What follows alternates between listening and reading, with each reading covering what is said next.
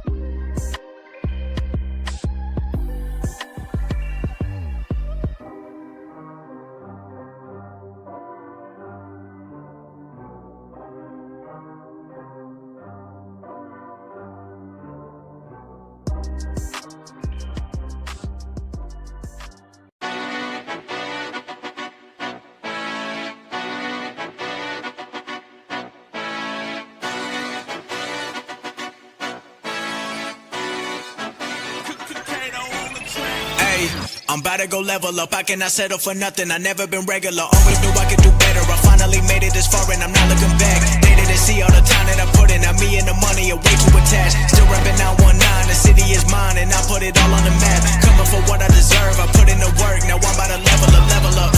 Been on my grind since 2013, now the way that I live, I feel like a king. 24 hours, I'm locked in, I'm feeling like Kobe, getting these rings. They bring six, Smith underneath, and they get it. Thornton. Nothing left on my bucket list, but I'm grinding like I'm still in the basement. Ain't nobody who working harder, money tall like Wembanyama. They be talking from the sidelines while I'm on the court, I've been a baller. I'm about to go level up, I cannot settle for nothing, I never been regular, always knew I could do better, I finally made it this far and I'm not looking back. They didn't see all the time that I put in, now me and the money are way too attached. Still rapping 919, the city is mine and I put it all on the map. Coming for what I deserve, I put in the work, now I'm about to level up. Always knew my potential, hop in the Porsche and there ain't no rental. Came a long way from studying dental, now I got plaques inside of my bedroom. Already know where I've been headed, I took my risk and I don't regret it. They showing me love, I'm showing it back. With every song I've been getting better, I know nothing that's good come free. No 9 to 5, I work all week, putting my time and it keep paying off. I've been getting paid every time I speak. Used to have dreams of getting these ends, now I make the money go work for me. Can't stop now cause I got what I wanted, ain't nothing I need in my life but peace. I'm about to go level up, I cannot settle for nothing, I never been regular, always knew I could do better, I finally made it this far and I'm not looking back. They didn't see all the time that I put in, now me and the money are way too attached. Still reppin' 919, the city is mine and I put it all on the map. Coming for what I deserve, I put in the work, now I'm about to level up, level up.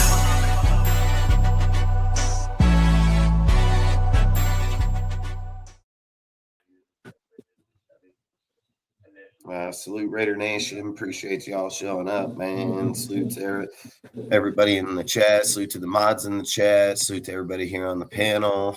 Really do appreciate everybody showing up. Salute to James. Salute to Seth. Salute to Ray. Fucking what's up, bro? I haven't seen you for a minute. Fucking salute to AW32.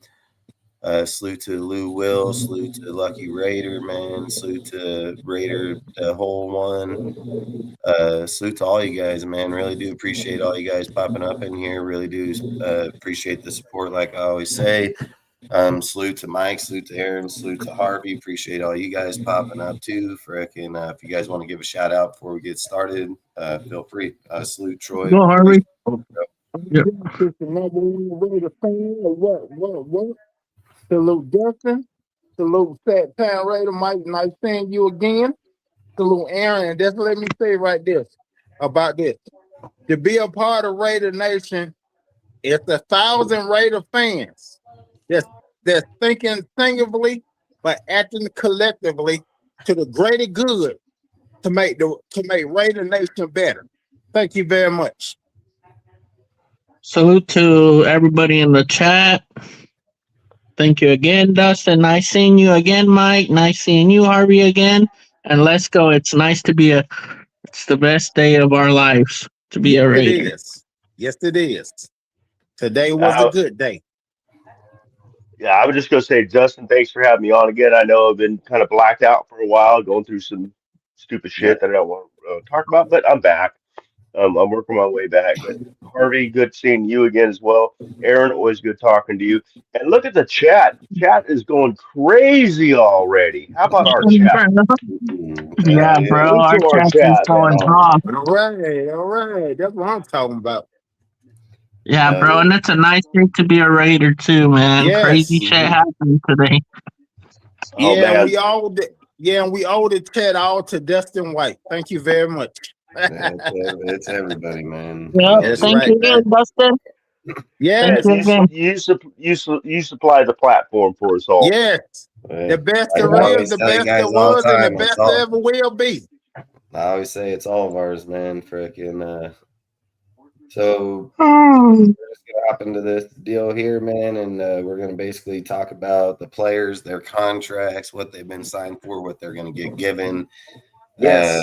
Pretty much go over their whole entire deal for the next few years. We're going to talk about Spytek, because look, a lot of people talked about how Spytek should have been fired underneath the Pete Carroll deal, man. And I just think he just proved. Raider fans just talk out their ass. I swear to God. He had a plan. It wasn't a 1-year plan. Yep. Yeah, facts. And Spytek, this year he showed us what he was gonna do. Just get the players that he needs. Yeah, you can tell. And not overpay players like hella overplay, like Tennessee, the Jets, other teams overpaying players. Carolina always does it. Yeah, you can tell basically when Spytek was in office last year, he was under Pete Carroll's wing, man. He had to do what Pete Carroll wanted him to do.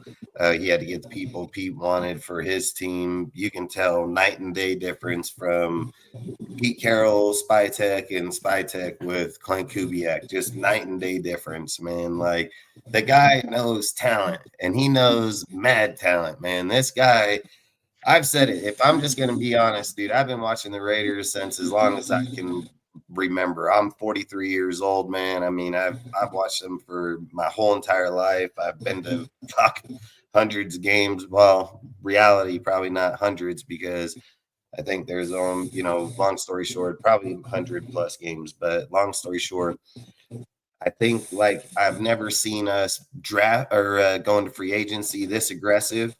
go out and get this many good players just on day one.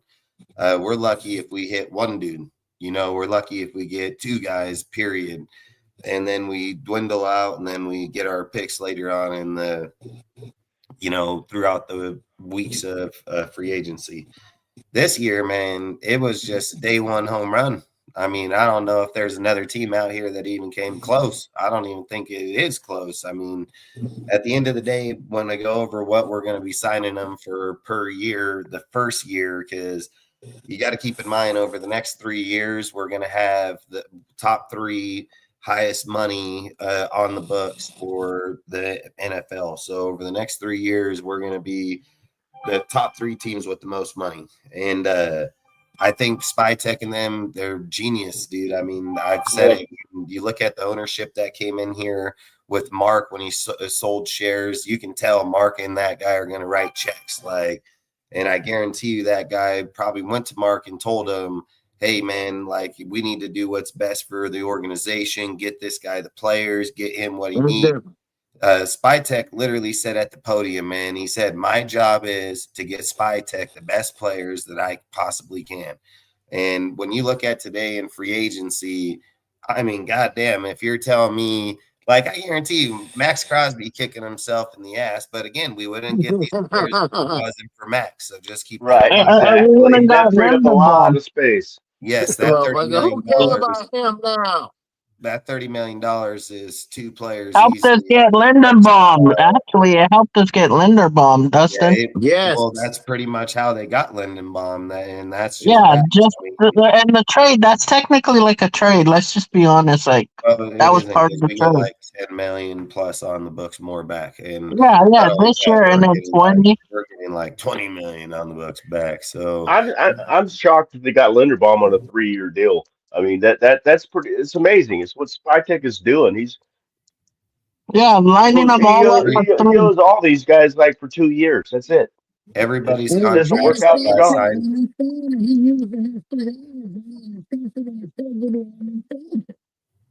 Your microphone. I can't hear Harvey. Your microphone is muffing out. Oh, sorry about that. There you go.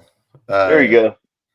Yeah, I said John Spytek he using his 3 eyes when he's signing these players: intensity, integrity, and intelligence. Yeah, I like that. I like that. I think at the end of the day, everybody got 3-year contracts, just so they know. Everybody got 3 years besides Malcolm Koonce got a 1 year. What's the kicker? What's the kicker? 1 year for Gay. Gay got 1 year for $4 to $5 million. And then but mostly everybody else got 3 years, 3-year contracts here. And not only that, we have to spend $100 million in free agency this year. Between free agency players and so on, we have to spend $100 million. So we're one of the teams that have to spend 70% of our holdings this year. So, hey, Dustin, do you know overall? Do you know how much we spent overall? Yeah, I know the exact numbers. Over 300. That's crazy. Over for the length of the contract, yeah, not per year. Yeah, nowhere even close. Even over all their contracts, that's not even wouldn't even be that much money. I'm 120. I don't know what we paid for Walker. Yes, it'd be $303 million over 3 years. Wow. I had a question for you, but I know you're going to get to it, so I'll wait. I didn't get Quay Walker's contract, what his contract was. Yeah, 40.5. We'll get into everybody and what they're getting paid. Right. I figured you'd get to it. On the books, what they're getting paid on the books for this year. And again, this is just like I've said, I think Spytek and them, how much? Hey, they're beyond super genius. I mean, the man himself out there with his team over there and all the people that he brought to put his group together in that front office, you can tell they just know contracts. They know that they're spending all their money this year. They're not. And next year, when it comes into free agency, I wouldn't expect that we're going to get, be getting very many players because the majority of all of our money is going to be in right now. And that's going to be with our draft. And plus, next year is Brock Bowers' extension year. Yeah, you're going to have a lot of that. What? Yeah, 3. This is only Brock Bowers' third. Oh yeah, it'll be his 4th year next year. Yeah. So extend them. You don't have to do that. You don't got to extend him till 5. So Right. Right. He's a first-round draft pick. Yeah, and again, let's not get off the topic. Let's just not get off fucking topic, okay? Like, we're not just gonna 30 different goddamn conversations going all over the place. Good point. Good point. Not My even apologies. talking about Brock Bowers, like literally, fucking can give a fuck. At the end of the day, we're gonna talk about the motherfucking players that we picked the fuck up today, like today. The fucking title of the fucking video says free agency, fucking Raiders killed free agency, and give a fuck about the other players. Like, I can't stand when just intervene in fucking random shit. Then I can't fucking remember what the fuck I'm talking about. It's like the most annoying fucking shit ever, dude. Like, literally. Long story short, again, the Raiders, Spytek and them went out there, they killed it. He got his people together, he got his personnel together, he fucking killed it, man. They go out there, like, when you're sitting here going over the names, dude, you go over the names, Tyler Linderbaum, which was a fucking crazy deal, because like you said, getting rid of Max, that was a guy that Sacktown Raider wanted, dude, called for him the whole entire time. I didn't think we were going to get him due to the $90 million. I felt like his contract was going to be too big to go out there and give up that much money on one individual player. And again, even what we signed him on today, if we pulled off contract like that with them, we were going to sign this guy regardless. We were signing him no matter what. So at the end of the day, Tyler Linderbaum, great fucking ad. Great ad, dude. This is going to be the kid. He's only 24 years old, and he's going to run fucking Kubiak's system for the next fucking 3 to 5 years. I've said these 3-year deals are only due to the fact that not everybody that they've signed here is going to be a good player. It's just facts. So what's going to end up happening on most of these 3 years, due to the fact that we'll probably have the most money over the next 3 years, is whatever players start showing up, they're going to start giving out contracts. Boom, boom. Okay, here's a 5-year deal. Here's your deal. They'll start extending certain players. Then there's going to be other players. There's going to be other players where their contracts are just going to dwindle down, and they're either going to pay them less or let them leave and go on and get other players. It's just facts. Nobody's ever going to hit 100%. I don't care who their name is or what they're doing. So you get Tyler Linderbaum, great at. Man, Kwity Paye. I was fucking shocked as fuck the minute that I heard that we got Kwity Paye.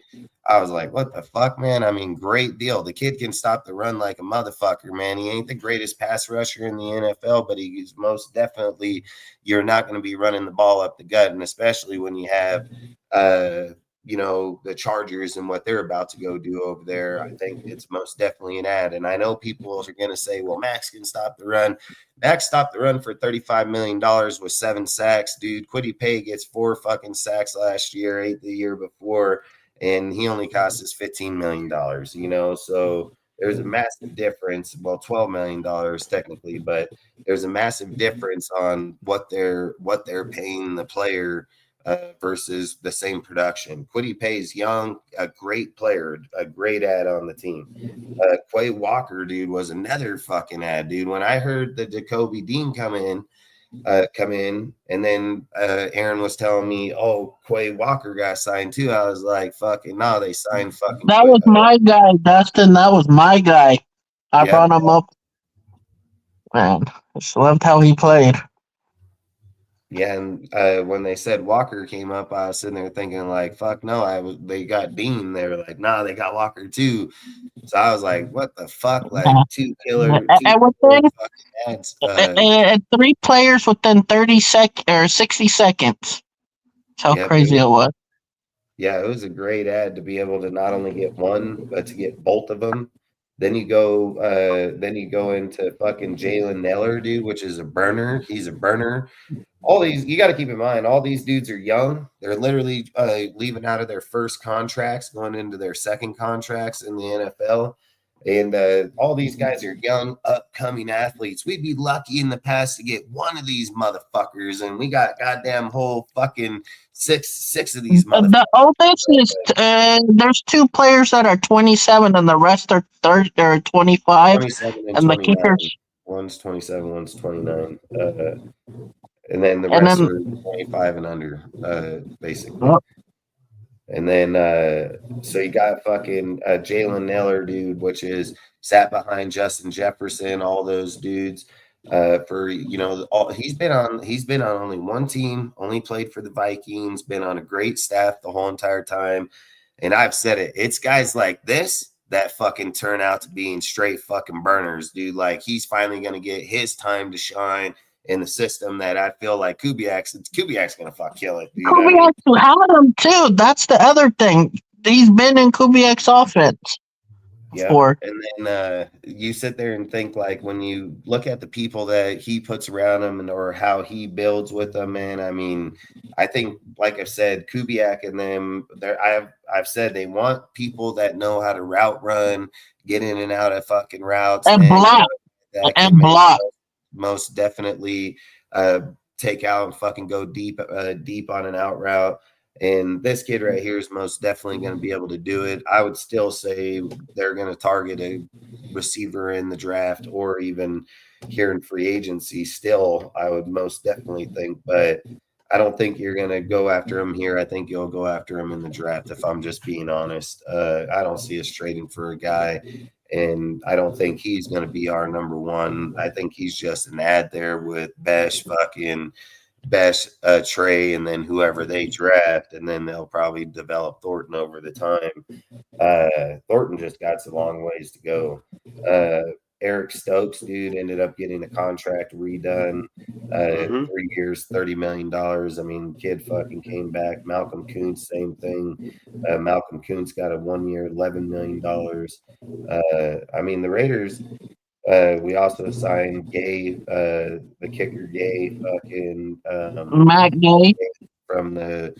He was with the Rams, won the Super Bowl with the Rams. Then he ended up going over to the Chargers. He was with Tampa. I'm sorry, Desmond. What did you say they? Because I didn't get the amount on Koonce either. What was it? 1 year for what? Oh, I'll tell you all the whole thing in a minute. We'll go through every contract. Oh, I thought you already said it. I just no, I didn't go through nobody's. Yeah. What happened? I don't know. Hey, Rudy. By the way, flute right back to you, brother. Yeah, we'll go over every contract, how much they got paid, and what we're going to be paying them. So, fellas, my bad. I didn't realize you started early today. What's up, Ozzy? What's up, Ozzy? So, guys, What up, what Ozzy? time is it in the US? What time is it in the US now? Because I don't know if daylight savings. 9. It's 7 minutes till 10 p.m. Well, my time is Yeah. 12. On the West Coast. On the West Coast. My bad. Daylight Yeah. savings fucked And me up, so freaking now it's 3 Harvey's o'clock. almost at 1 a.m. It's almost sorry, go 1 ahead, for Dustin. Harvey. Yeah, No worries. it's 12:53 on the East Coast down here.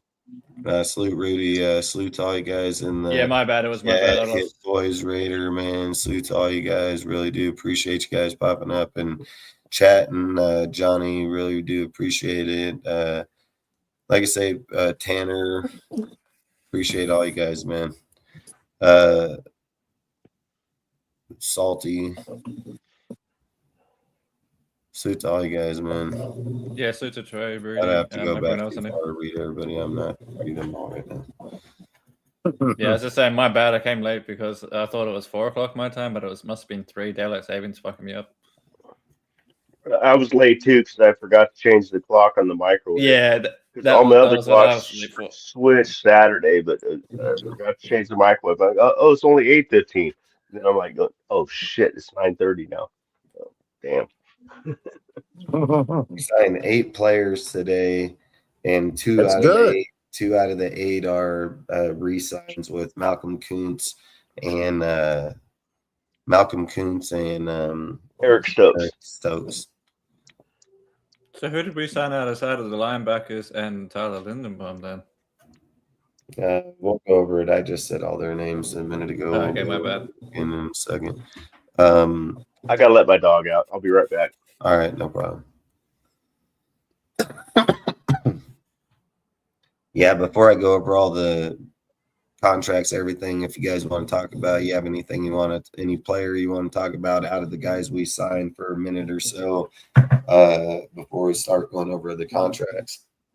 Yeah, well, the only ones I've seen pop up on my stuff was Linderbaum and then the linebackers. But I think for me personally, I love the linebacker signings, man. I mean, we talked about on this show countless times about getting Nakobe Dean and Quay Walker. I brought Quay Walker, I think it was the last show. Of the show. Quay Walker was my guy. Yeah, I brought him up as well like a couple of weeks ago, and then so did Aaron. And then we brought up Nakobe Dean countless times. So signing those two guys right there, I just think that solidified our linebacker room for the next few years, to be honest. I think we could get a couple in the draft. We'll still draft some, but I'm just saying, like, Nakobe Dean and Quay Walker are starting linebackers. So, like, I feel the middle. They're both middle. They're both middle. One and they're not old. Like, they're still fairly young. So 25 each. 25 each. Yeah, that's what I'm saying. So they're going to be here for a while, especially if they show up like they've been showing up elsewhere. They're going to be here for a minute. So it's good that we finally got middle linebackers. Like, we haven't gotten linebackers of this caliber in forever. Fuck, can you name it? Can you name one we did? Like, let me know, because I know one. Thomas Howard and Kurt Morrison back then, Dustin. Yeah, that's probably. And fucking who was the other linebacker with them? Derek Brooks? Or what was his name? Thomas Howard, Kurt Morrison, and then who was the other one? That's the last time I remember good linebackers. Facts. It was around that same time. Yeah, all around that 20, was it 29, 2010? It was early in the 2000s. I mean, early 2000s when I was young. To the mid 2000s was when that team depleted there, and then same with the corners. Then they kept trying to get them back throughout the mid 2000s, and then it was just on and off the whole entire time. I mean, this is the first time this team's had fucking any type of 2 Pro Bowl fucking linebackers at the exact same time. Like, at 25 years old, I probably couldn't even tell you if we ever had that. I would have been happy with one of them, but the fact we got I don't think we've ever had that. I'm not. Say again. Said I wanted to talk about the wide receiver we just got. He's a speedster. I like him. Oh yeah. Yeah, speed kills. I haven't seen that one. That it does. Which receiver was that? Because I haven't checked all the signings yet. The one came from the Minnesota Vikings. Jalen Nailor from the Vikings. Jalen Nailor. That's a good he's signing. A little killer. Like I said, I would say for 100%. There's a lot of guys here we haven't even had the caliber of them. Period. At their age, where they're at in their careers. I mean, we have a lot of great personnel here. I've said it. The coaching staff, salute, man. The coaching staff, the people, everybody. I mean, with this squad is insane. I've talked about it the last few weeks before we didn't go on for a week, because I've always said I'm not going to come on to talk about shit that's pointless. Yes, you did. People you did. Just going to have. It's a base opinions. It's why I've said that mock drafts don't work, dude, until free agency, because a lot of people mock their players inside there, and then we end up doing shit like this. You know, in the past, you can probably pinpoint a lot more players in the direction that they're going in the draft. But I guarantee you, a lot of people's fucking mock drafts are all fucked up right now. I mean, there's no doubt about it. I mean, these guys. There's no way we're getting linebackers now. We've got linebackers exactly. already. Exactly. You're not going to go in there and target shit like that, and you're not going to go in there and target a certain position. I wanted Rodriguez, but we don't need him now. Yeah, it changes the whole entire way things are looked at, how people are going to be taken, how they add to the line, what they're if are they even going to go after somebody on the line, or are they just going to go with the people that they have and just move people around? I mean, when you're looking at the left side of the board, you can say, well, I've heard that they're going to try to play him in the right guard.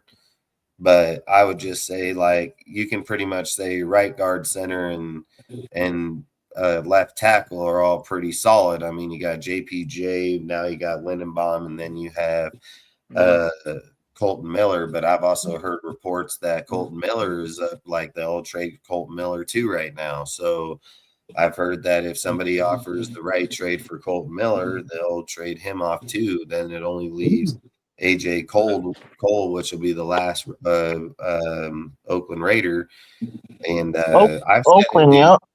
I've said it, dude. What they wanted to do is they wanted to take the voice out of the room. You know, Max is a counterfeit motherfucker. Max said that he would always tell us that he was the first one to let us know that he wanted to be traded or things like that. He went behind in the back, dude, and he asked Mark to be traded off of the team and that he didn't want to be here no more and that he wanted to make it public so they can get the draft compensation out of him. Just like I said in the last live that I did, I felt that was the shit that happened, and that's exactly what fucking happened. So I've said it. I fucking hate shit like that, dude. Like he always said that you'll hear it from me first, that fucking, and that's what he said. You'll just hear it from me first. You won't hear it from other people. He leaked that shit out to Jay Glazer. He had people like me, other people fucking sticking up for his ass, dude, and get made look like fools because he's over there Hey, really bro, doing to it. be honest, I'm happy that fucker's gone, Dustin. I'm happy he's gone. Well, I would just say I'm glad that we got the draft compensation out of it at the end of the day. But what I would think would be like perfect, like would just be perfect karma is like fucking you go over to the fucking Ravens and fucking they suck and we're better. Like that would be just fucking great. Yeah. And we get the Ravens shit ass pick again next year. And don't get me wrong, it's a very good possibility, especially with a young coach over there. Anything's possible. But And losing hella players too. They lost hella players. I would just say I don't. What the hell did you notice here? Kwity Paye got signed too. Yeah, Did you? and we know about Queenie Paye. All right, keep going. Sorry, my bad. Yeah, I didn't say that one until just now, but go ahead. Sorry, man. Minute cut you off. Yeah, I would say at the end of the day,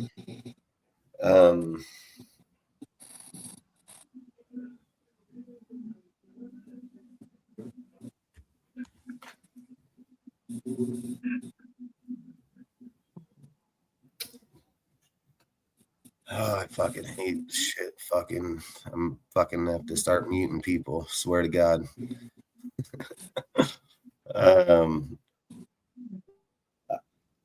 I would just say for Max, dude, wish him the best. Like literally, I just wish him the best. Hope that he does his own thing. Fucking goes on. We got the compensation. If he feels that that's where he wants to be right now in his life. He said in his podcast, "Oh, I'm gonna go to the Ravens right now, but I want to retire Raider type shit." I hate that shit. I hate it. I fucking hate it. But I'm not gonna ever say, "Oh, he's not welcome back here. Do your thing, whatever." I mean, at the end of the day, I'm worried about right now. I've said that Clint's father, his staff, everything. I said they'd be smart fucking people. They'd come in here and just knock it out the park, dude. And these guys literally have and it's not even close, dude. Like these guys have came in here and said, "Listen, man, we're just gonna get rid of the voices. We're just gonna start from fresh, dude." And we're going to bring our vision inside here. We got a bunch of players in here that are fucking hard-nosed, stout motherfuckers that are going to get after it like no tomorrow.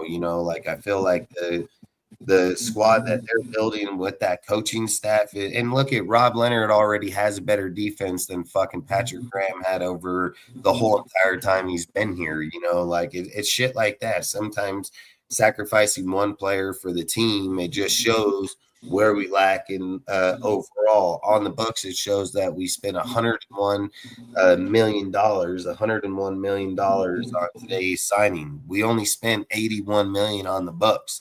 $81 million of that $101 million are going to go on the books. So I've said the Spytech and them are smart fucking people. They know how to write contracts. They knew that the minute that fucking Max said that he wanted to be out, they were like, fuck, this is too easy. This is too easy. And then once they got to the fucking, I spoke about this numerous times. I said when they first brought up Max Crosby's conversation, I said the fire was just blazing. That shit was just blazing like a motherfucker. And then when you heard the deal from Glazier, you hear that was me saying and not him type shit. They start putting out the fire a little bit, right? But the fire was still fucking smoldering. So when they got to the fucking combine, that shit ended up reigniting and taking the fuck off. And then, like I said, from that point on, people were offering 1 first-round pick. Then Dallas got ballsy and fucking said, hey, I'll offer you the first-round player and so on, dude. And fucking next thing you know, boom, fucking Baltimore jumps in and is like, fuck it, we'll give you 2 first round for Max. First time in 31 years they've used their first-round pick on a player like that, so like I've said, I hope it works for them, but I hope our picks work for us better. And if I'm just being honest with the money that we've saved $20 million on the signings today that we're going to save off the books this year, 20 million. That's another motherfucking player. Like that's how Spytech and them, they're fucking smart as fuck because they're going to lower everybody's contract this year, but they're going to pay a lot of people's contracts next year and then dwindle it down over the following year. Only X amount of players have 3-year contracts. The other guys only got 1 year, as in like Matt and Malcolm, I think for the most part, I think which we'll go over. But like I said, I just think they're pretty smart about it, and I think they killed it, man. You guys have anything you want to add to it? Yeah, I haven't checked. Oh, go ahead. Sorry. Oh, okay. I was finna say, like I said, John Spytech did what was best for business. When he released that troublemaker Max Crosby, he didn't want no more drama on the team, and he wanted to make the Raiders better. And I think he did make the Raiders better by the agents that he signed. So I like everything he did. I go, Watts. No, I sorry to interrupt you. I was just going to say, some of the signings I've seen, I haven't checked them all yet, but just the fact we've got Jalen Nailor and Kwity Paye and fucking the 2 linebackers, Quay and fucking Nakobe Dean. Then we go and get fucking Tyler Linderbaum. This is probably the best offseason I've seen in years, if ever, as a Raiders fan, since fucking, maybe not ever. There's some good ones going back to early 2000s, but at least in the last decade, at least, this is probably the best first day of free agency we've had.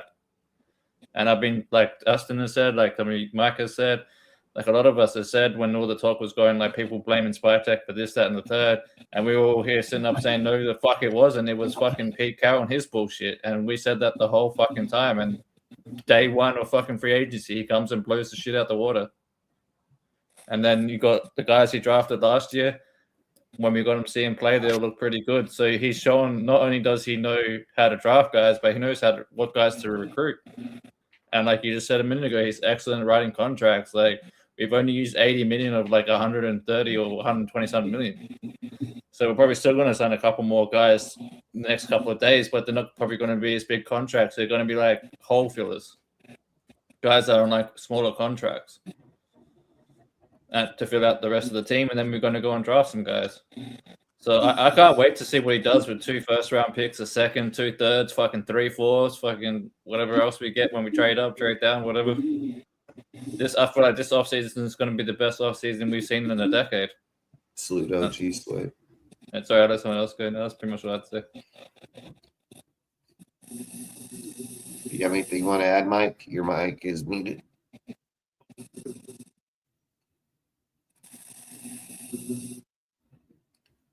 Oh, I did that because I kept interrupting. So I'm back. I was just thinking. I think what a lot of us were screaming when we heard we were going to the 3-4 this year. What do we need? We need a nose tackle, and we need more linebackers. And what do they do today? So I'm very happy, and you know, it's a stupid term, it's overused, but Spytek is playing chess. He's not playing checkers. He's playing chess. I mean, he's, you know, what's that line he always says? Something to do with I don't do something from the start with the end in mind. But that's kind of, you know, what he's doing. He's thinking ahead, and we haven't done that. The Raiders haven't done that in a long time. It's all been just like pick the shiny object, type of thing. He's not doing it. We got a shiny object in Linderbaum. As Dustin said, I've wanted that dude for months, and but all the contracts he's signing are 3 years, basically, to the most part.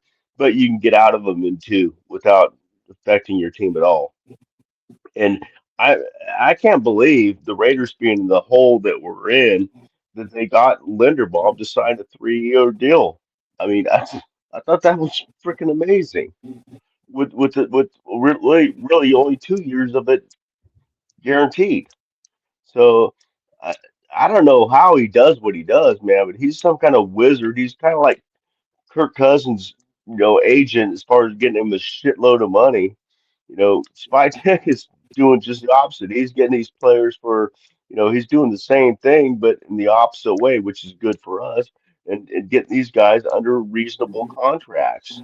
And it's not like we're, playoff bound team, where we have our say. So I don't know how he's doing what he's doing, but I'm just glad he's doing it. That's all I got to say.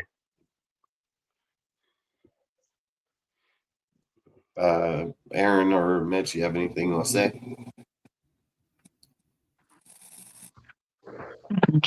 Can you guys hear me okay? Yeah. Yeah. Okay. Yeah. I agree with with everything everybody's been saying so far. I love the Linderbaum move. I mean, I was skeptic about it a little bit, just they're paying him too much money. But I think what they did with that contract was amazing. Just giving him that 20 million up front right now, and then only 10 million this year, basically helped us get so many more guys. So they're doing a good deal, man. Today was a really cool day. Real good day. And, they're just doing what they need to do, Dustin, to get these players on the team and turn this team around. It may be turned around in like 1 year, 2 years. I love it what they're doing. Well, I think that's how Spytek sold it to him. Like Nakobe Dean getting a chance to go to the Cowboys on the same offer as we're offering, and he chose us over them, and yes, we do have his coach here, so it kind of helped out a little bit more, but at the end of the day,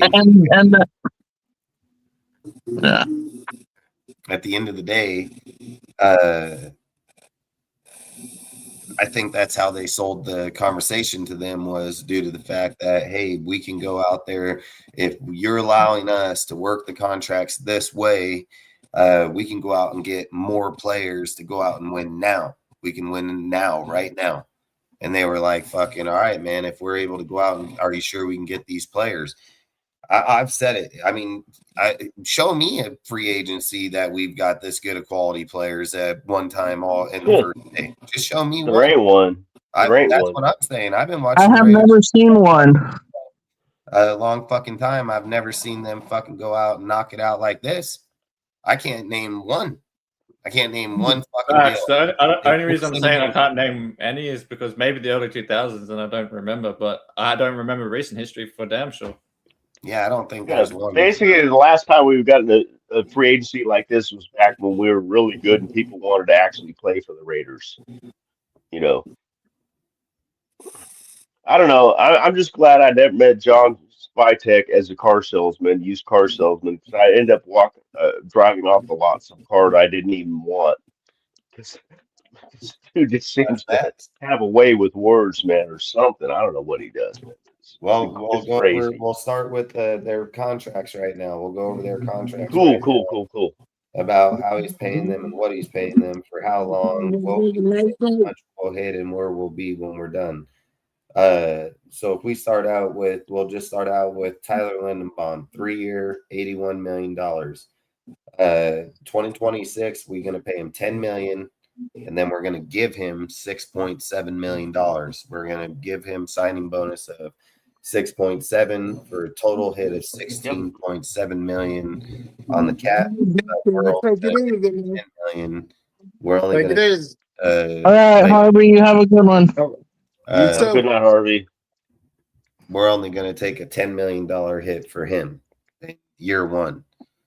Year 2, I've said this is where everybody's contracts and theirs is going to go up. But I see why they're doing it this way because, 1, you're allowed to get the players right now. 2, most of these players are going to probably last their contracts, and then we're going to be paying for them in year 2, but we get a break in year 3. So we'll pay them most of their money in year 3.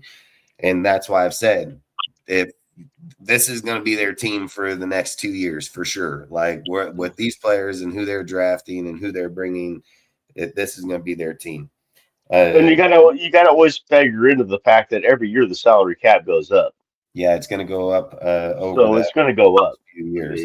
But I've always said this: you can't mistake just because the salary cap goes up. The way the NFL works is every single player has a tax bracket on every single position. So, for instance, a quarterback at an elite quarterback sits in a certain percentage of a tax bracket. He takes either 17% of the roster or 20% of the roster, upwards of some are 25, 30% of the roster.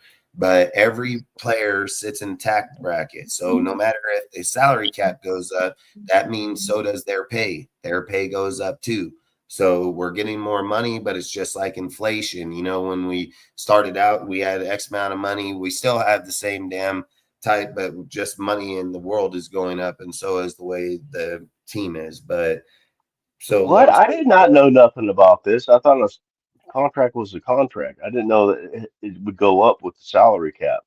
No, did not know that. No, I'm not saying theirs. That's like a locked-in car. The way contracts worked is just like a locked-in fix. When you sign that contract, it's locked in for 3 to 5 years, regardless of whatever the contract.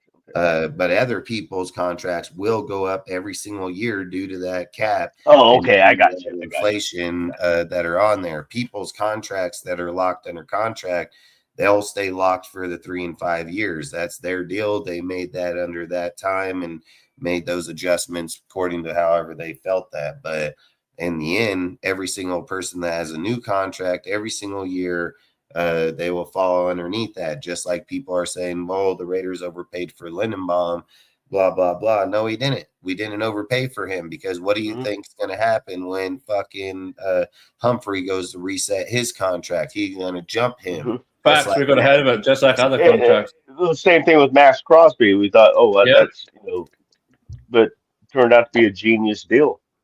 Yep, and that's how shit works. So that's how I see what you're saying now. Okay, I got confused for a second. I apologize. Yeah, I just say people can't confuse the fact that all I say is don't confuse that the salary cap goes up. So does players' contracts as they are renewing them. You know what I mean? Right. I got you. I got you now. I just misunderstood you. So in year 2 for Tyler Linderbaum, we're going to pay him in 2027 $30 million. We're going to give him another $6.7 million for a total of $36.7 million cap hit on the book. But we're going to pay him the 6.7, so we'll only take $30 million hit in year 2. Year 3 in 2028 will be $21 million with another 6.7 paid out.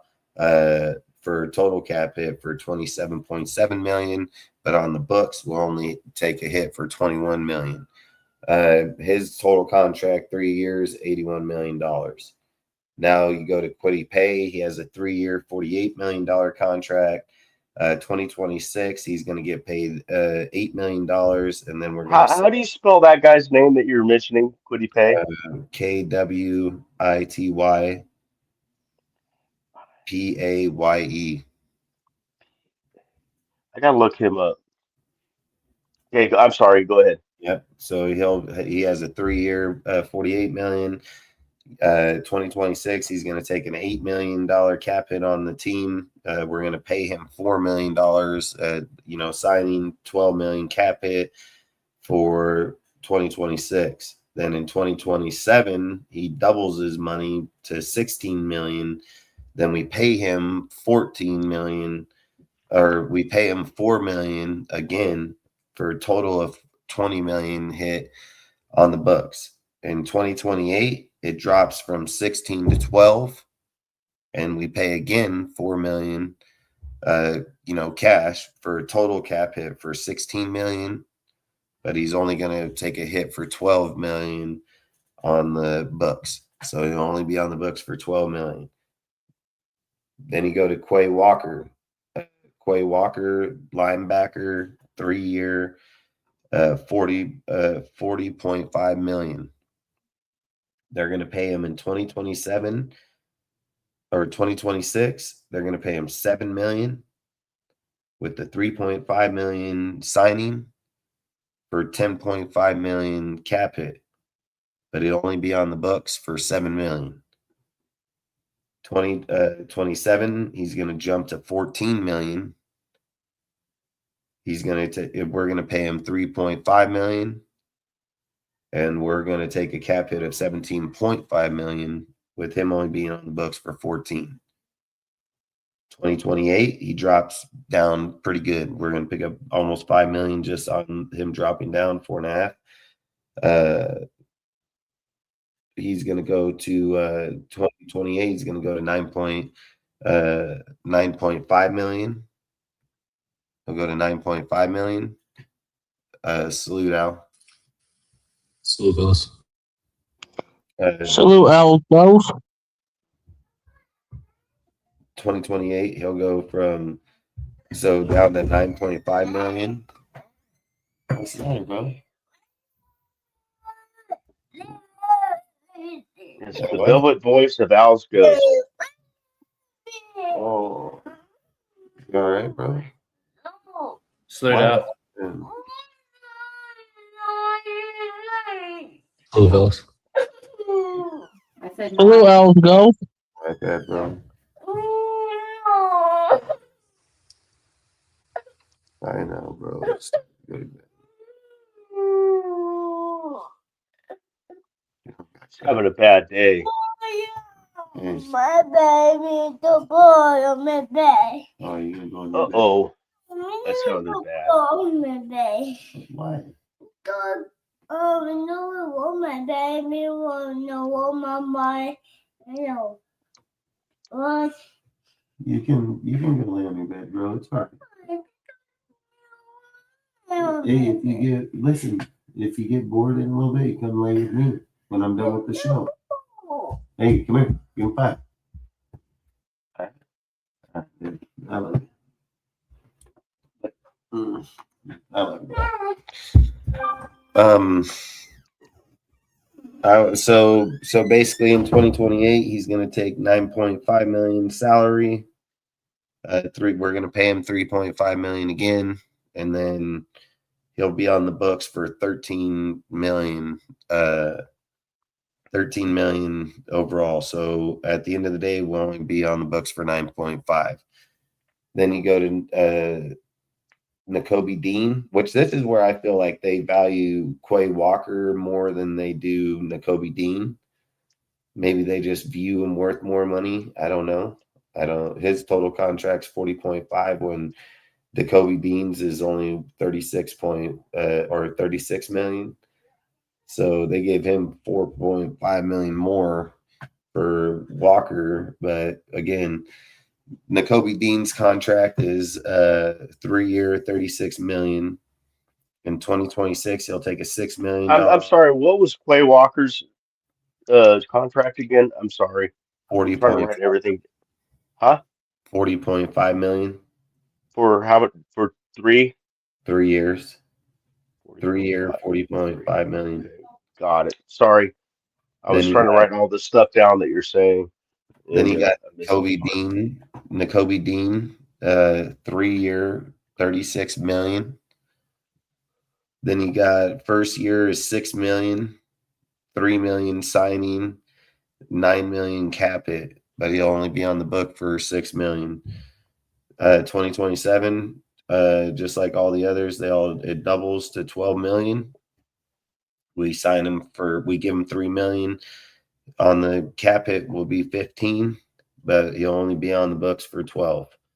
2028, $9 million, $3 million signing, $12 million cap hit, $9 million on the books. He'll only be on the books for $9 million for a total of 3-year, $36 million. Damn. Jalen Nailor, 3-year. I can be saying this guy's name wrong. I don't give a fuck. I don't know how to spell everybody's name or say it everybody's name. I think it's Jalen Nailor or something. Yeah, that's what I think it is, Nailor. But yeah, Jalen Nailor. If it's wrong, tough shit out. That's how the contract's 3-year, $35 million. He'll be on the books for $6 million this year. 2.7 signing, 8.7 million total. Then they got 2027. He'll go on the books for 11 million. We'll give him 2.7 million signing, 13.7 million cap hit, but only on the books for 11. 2028, 9.3 million, 2.7 million signing, 12 million cap hit, only on the books for 9.3 million. 3-year, 35 million. Jalen. Eric Stokes is 3-year, 30 million. He got 2026. He'll be on the books for 5 million. We'll give him 3.8 million, and his cap hit will be 8.3 million. He'll only be on the books again for 5 million. 2027, he'll be on the books for 12 million. 3.3 million we'll give him, and 15.3 million will be the cap hit, but he'll only be on the books for 12 million. 2028, he'll be on the books for 6.7 million. We'll give him 3.3 million in signing, 10 million cap hit. He'll only be on the books for 6.7 million. 3-year, 30 million. Over the next 3 years, their contracts will hit our team between 65 and 70 million this year, to 118 to 120 million next year, to 90 to 95 million the following year. So we get low now, we pay high in the middle, and then we kind of fall back down towards the end. And I think that was smart, because a lot of people do front-loaded contracts or dwindle down. They put all their money out right away. They can't move it around. And what I think that they did is they just invested in the player. They just said, hey, listen, if you guys are all willing to build a team and build a way to go out here and win now, we can pay this contract, but with this much signing, with this much given, and we can get the players we all need. And then if you all do good, you're getting paid the following year regardless. And then, they're paying into them. But the thing I think that's smart about them is in the 2028 season, they've dropped their contracts back down right in between their bottom, their top, they're right in the middle. And I think that was smart, because there's going to be players you're not going to re-sign, and there's going to be players that are shit and you're going to have to get rid of. And there's going to be players that did succeed to their contract. So, like I said, I think Spytek's a smart guy, man. I think they're very smart. I think they know what they're doing. I think they know the direction, not only with players, but also with money. I mean, like I said, dude, I can't remember a time since I can remember where you have the fluidity in both sides, drafting, personnel, scouting, player development, getting people, bringing them, guaranteed this year. I guarantee it this year. Almost all their picks last year are all going to take the fuck off this year when they didn't do shit last year with Pete. You know, that the way that you're looking at it is Porter's most definitely going to probably be a starter this year. Same with the guys that they're probably going to go fucking draft too. You know, like, and not only that, they're going to draft the corner for sure. And then not only that, they're going to probably sign somebody over the next few days also. So the Johnson, can never say that guy's name right. The first Tyron one. Johnson. Tyron. Tyron, he's one of the best nickel corners in the whole entire NFL. So for us to be able to make that trade, get him, I mean, I think you got a great ad right there for our team. I mean, we literally just went from not having no motherfuckers on that line that you can really depend on to instantly saying, hey, fuck, dude, in day one, we got fucking multiple key players on the whole fucking team now. We're not just looking Kwity at Paye is a fucking steal too. Like, I couldn't believe we got Kwity Paye as well. Like, that dude can be a really dominant DN. Dude, to get Dustin. Walker and yeah. Did you see that video I sent you when Aaron Rodgers was talking about Tyron Johnson? You see that video? No. What did he say? Oh, just about how good he was, how underrated he is, and he's probably the best nickel corner in the league. Yeah, I sent it to you. I sent it to your DMs. Yeah, I'll look at it. Okay. He was on the Pat McAfee show. And it was the day before he actually got traded to us. So it was prior to us getting him. It was Friday that he was talking about him on the 6th. That was Friday, 2 days after we got him. I seen what Roger said about him 100% on that show. I seen him. I watched that show when he was on there. Yeah, that was legit. Yeah, I mean, I ain't gonna lie, dude. I mean, if he said he's one of the most underrated nickels out there. He said when they were at Buffalo, they probably did something that other teams most definitely don't. How they scheme their nickel against the tight ends, bigger players, things like that. He's gonna most definitely be that player here. And that's the whole thing is why didn't Patrick Graham, if he had Rob Leonard and them here and they're scheming this type of scheme already, and Rob Leonard sat here for the last few years, which good. I'm glad that it's his time now. But this is where it kind of where I just feel like I miss like Al Davis, because if there was a clear, you know, and listen, he hasn't made one fucking snap yet. I've said the reason we got a lot of these players is due to Max getting rid of them. I mean, 30 million plus back on the books, dude. I mean, that's a pretty big fucking deal. So I would just say, like I said, I mean, they went out and got actual, like, wholesome people. Like, we got good upcoming young players. I've always said, if you go out and look at free agency, would we get people's names? Yeah, I'm not going to argue the name factor, but tell me when they were all 24 or 25 years old. I mean, every signing pretty much. I mean, when you're talking about kicker or something, I don't give a fuck about that. When we're looking at the base players here are 25 years old and younger. And when we're talking about free agency in the past, we're talking about, yeah, we got a good name, but he's 30 fucking years old. You know what I mean? Like, there's a big difference in there of how our talent right here and them wanting to come here. It's just like I've said, you look at the way Dallas is going right now, and Dean turns him down to come here. And I thank God for his coach, because, you know, I've told you guys that in the past, why players tend to gravitate towards certain places. It's because of their coaches that were there with them when they started and went somewhere else, and they go with them later on.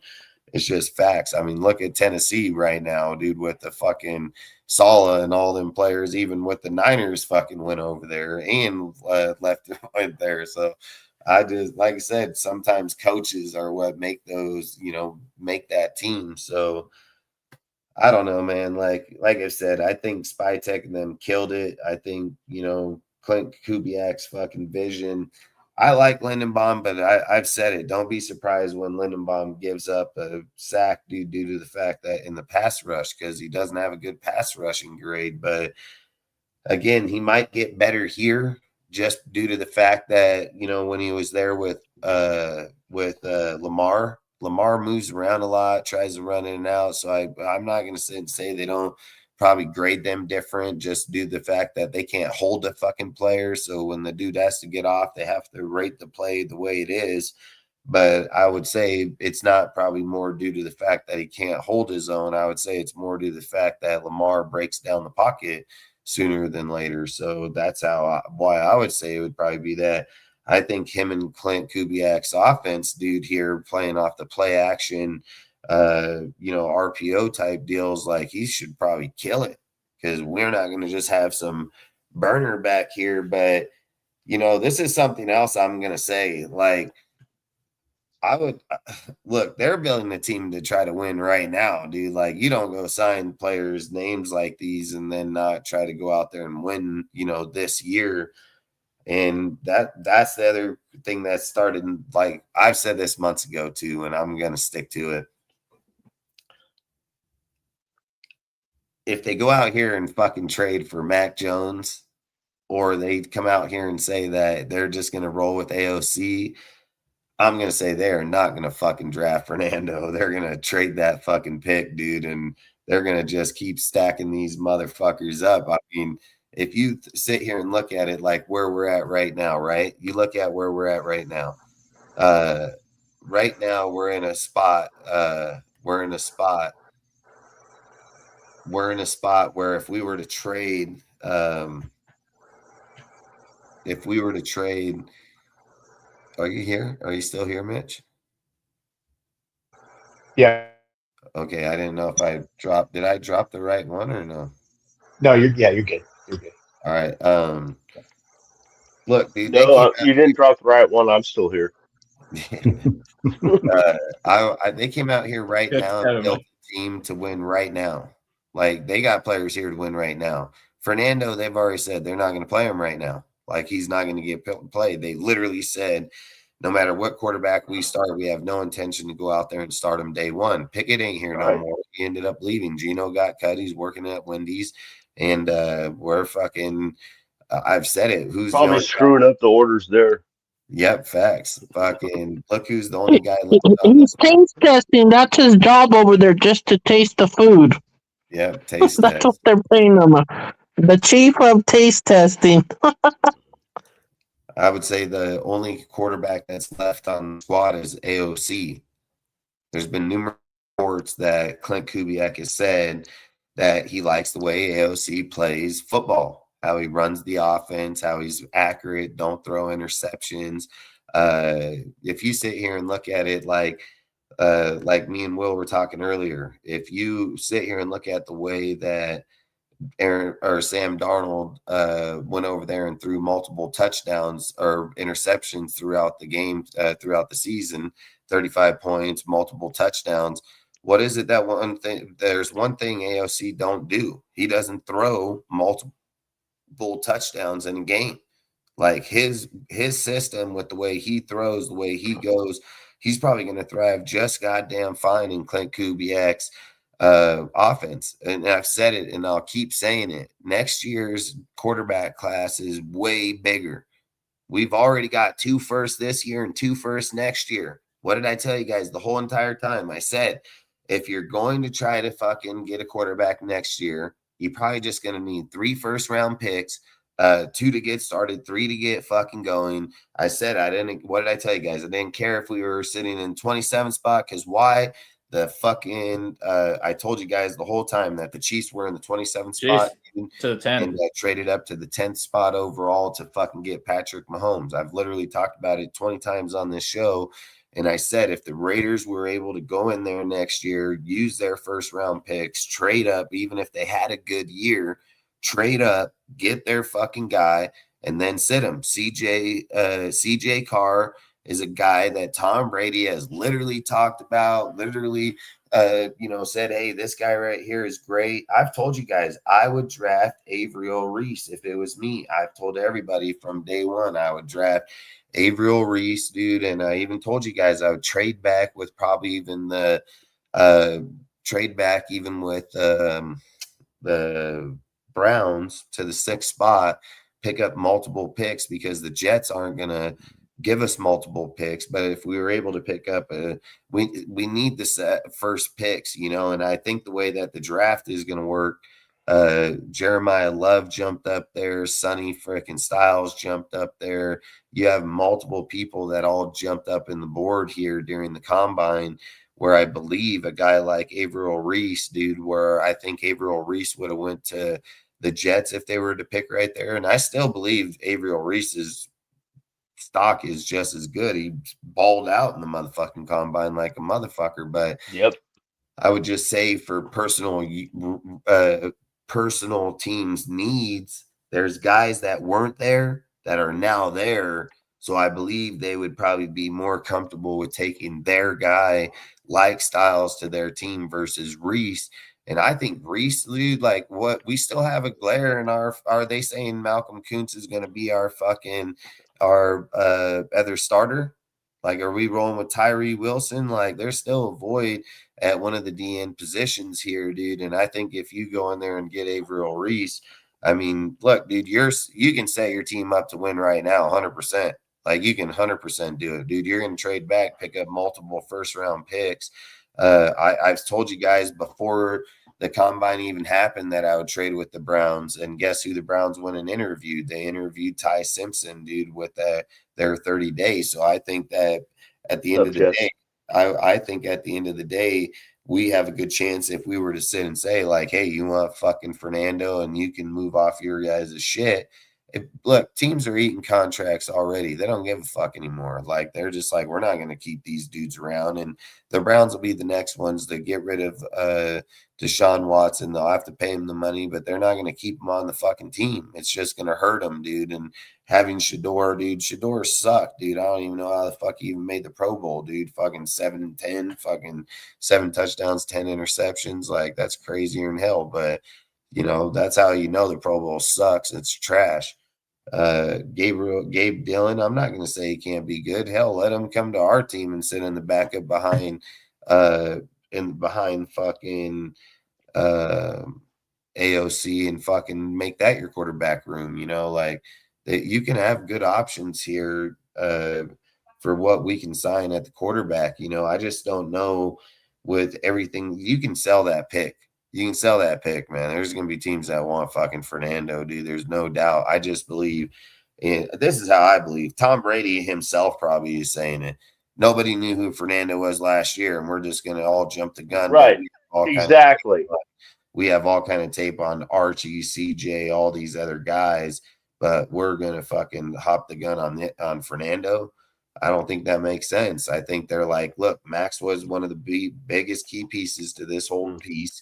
Max was able to get gone. Why can't they just go a year with AOC? And then if AOC wins 5 games, or let's say fucking 8 games, they still have a better draft pick than they would fucking Fernando ain't starting. They're getting another quarterback somewhere. Another quarterback's going to be coming to this motherfucker somewhere.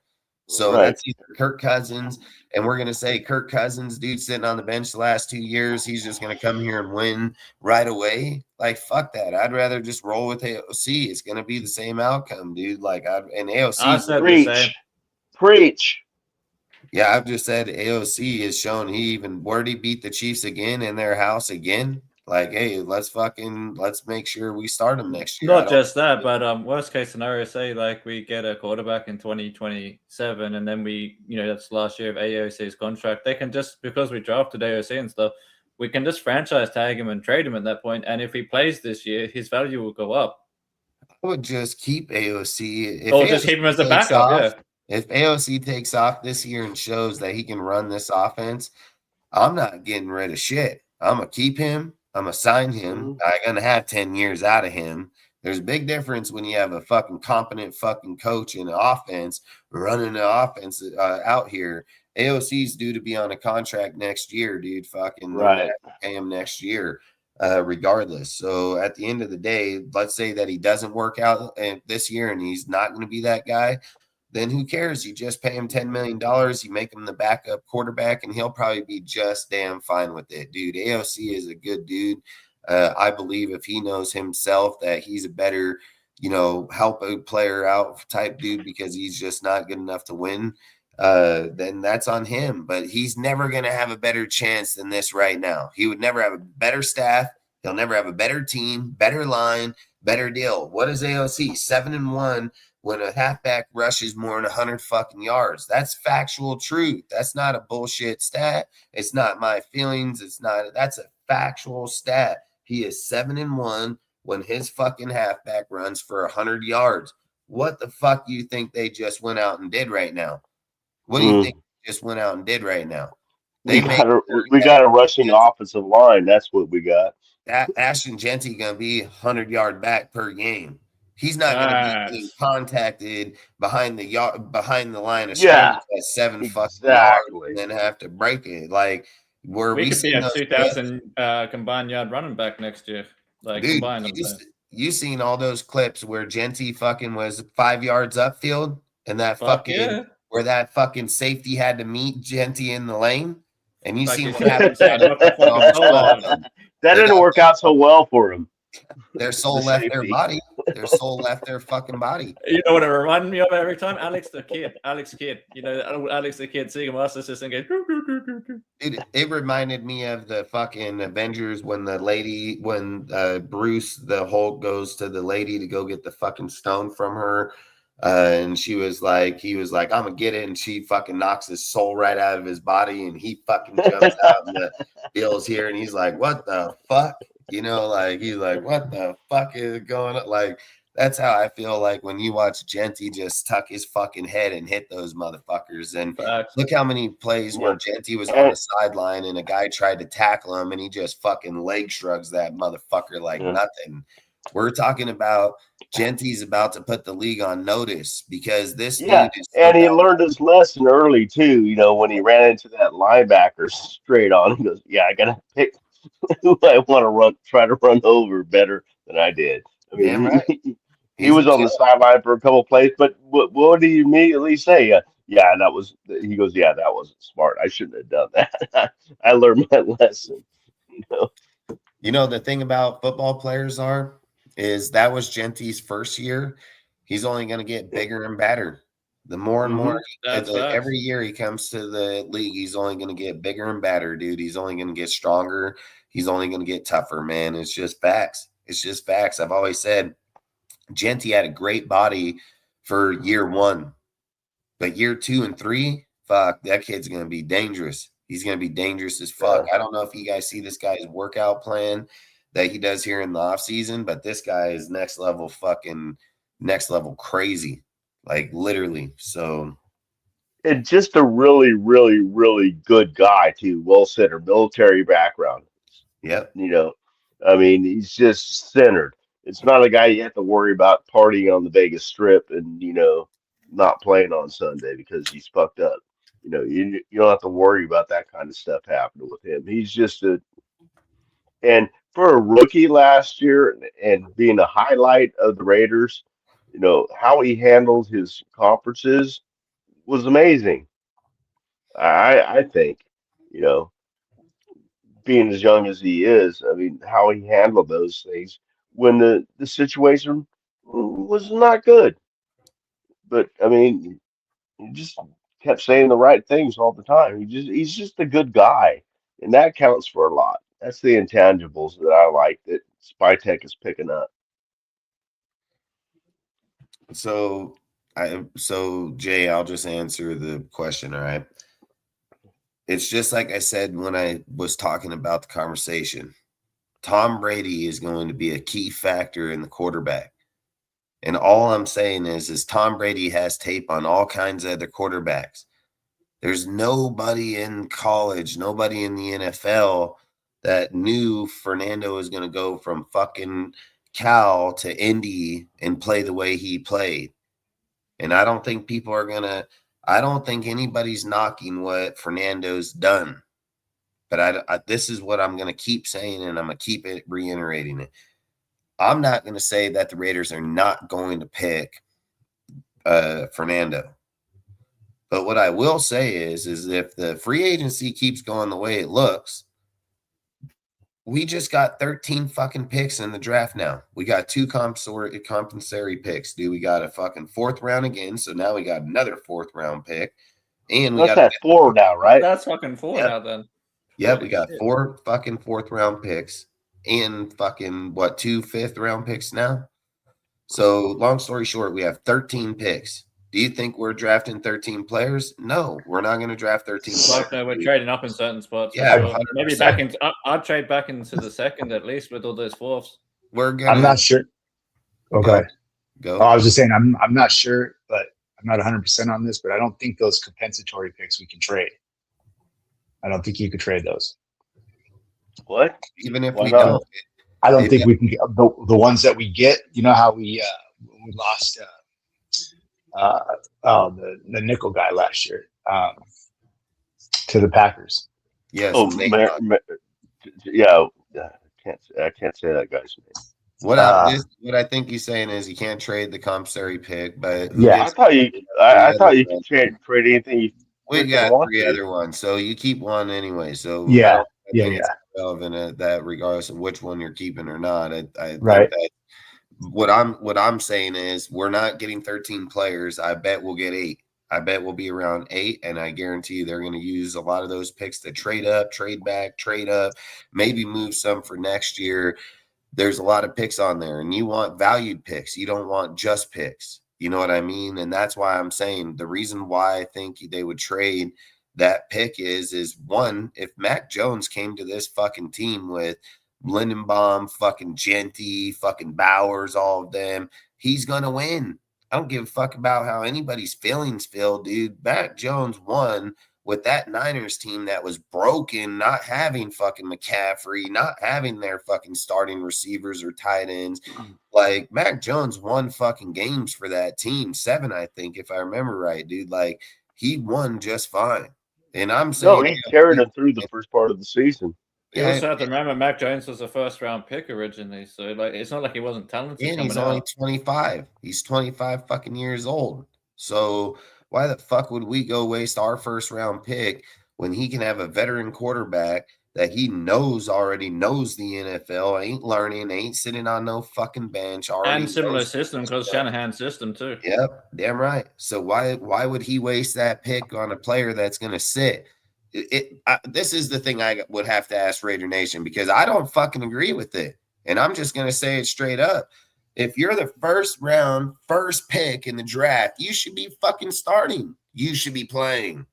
You should not be sitting out half the year. Or Facts. That's why Reese or Corner or something else makes no sense. Why wouldn't we just take Ty Simpson and do that? That's what Ty Simpson needs to do. And he got better qualities than fucking Fernando, if I'm just being dead ass honest, dude. Like, he got way better fucking arm downfield. But all I would say is if you're going to sit a player, why wouldn't you just sit fucking Ty Simpson and then fucking play him versus sitting Fernando? That doesn't make no sense.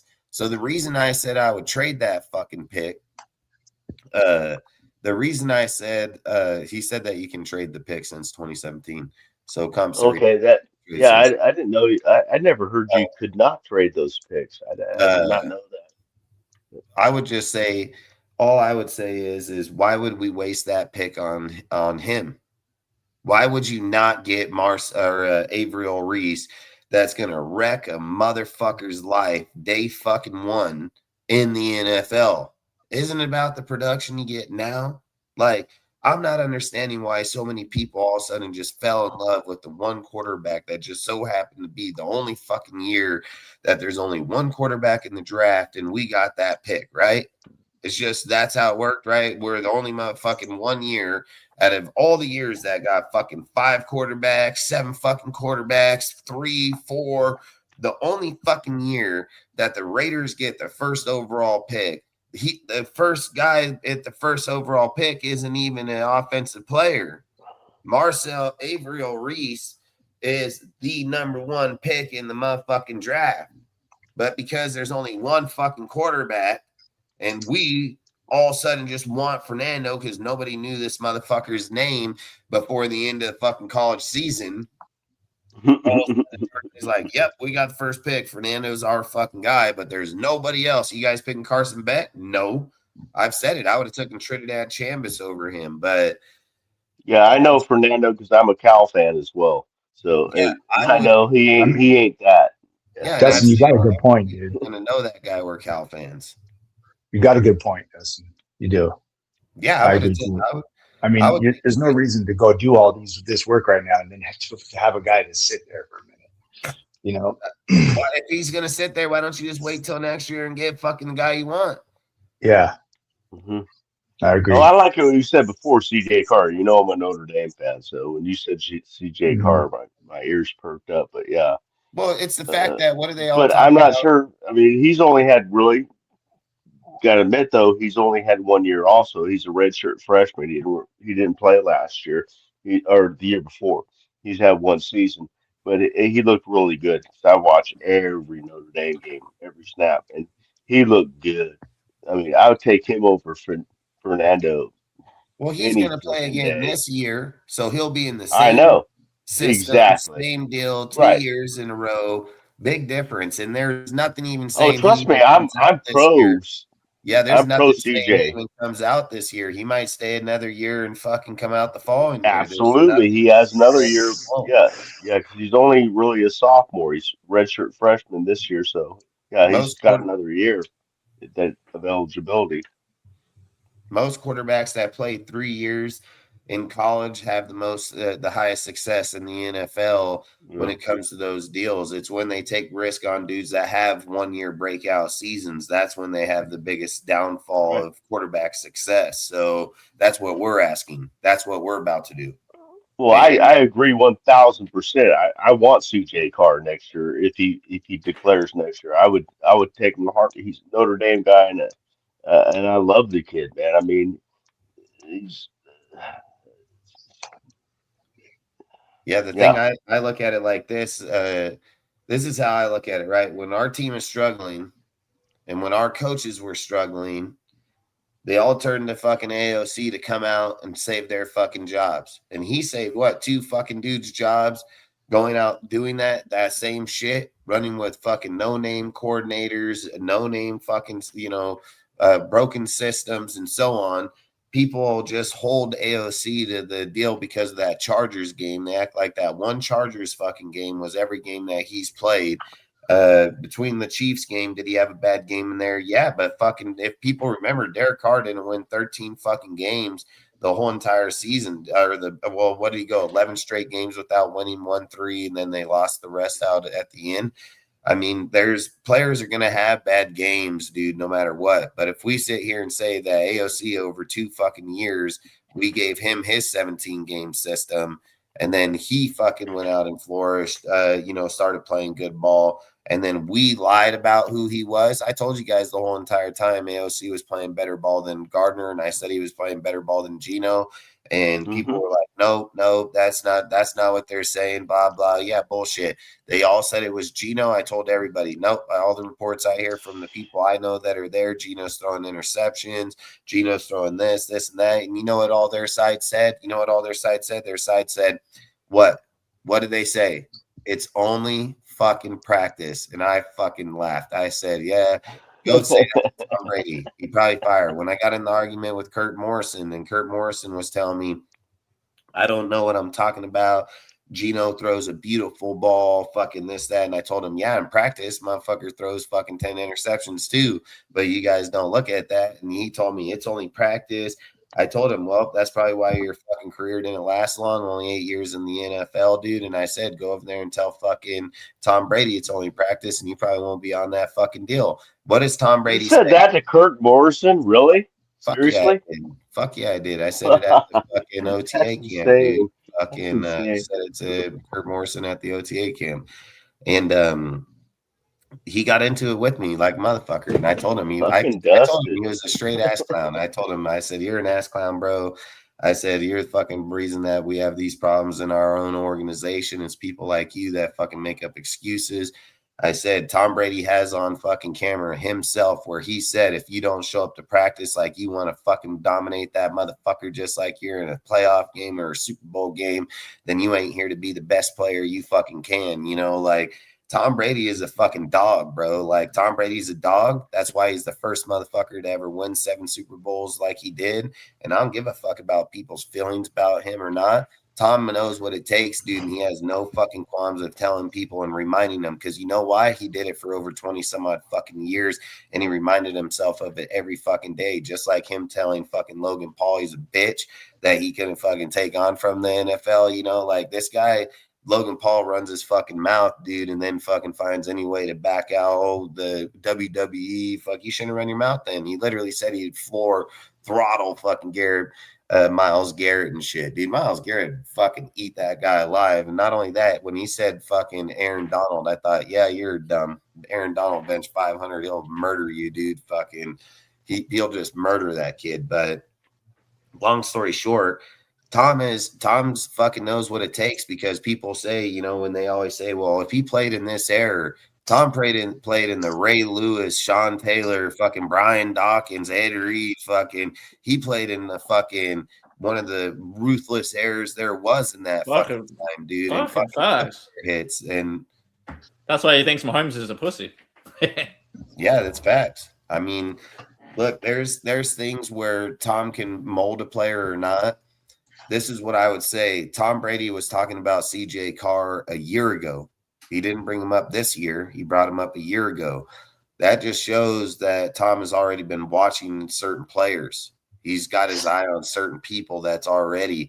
If people just want to go statistics and stat-wise, I mean, fuck, I can probably bring it up in 2 seconds. I can probably bring it up in a few seconds. So let me see if I can find it real quick. But Shedeur Sanders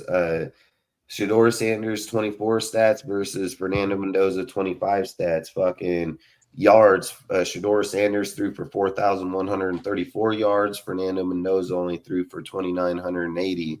Completion percentage. Shedeur Sanders was 74%. Fernando Mendoza was 71%. Touchdowns. Fucking Shedeur Sanders had 7 touchdowns to Fernando's 33 touchdowns. Fucking Shedeur Sanders 20 interceptions was 10. Fernando's was 6. And if we're not going to sit here and say that Fernando's not on a better fucking team built than the fucking Colorado, then you're just lying to your fucking self, dude. And this is the reason why I've said college football is deceiving as hell when it comes to players or how they're rated or things like that.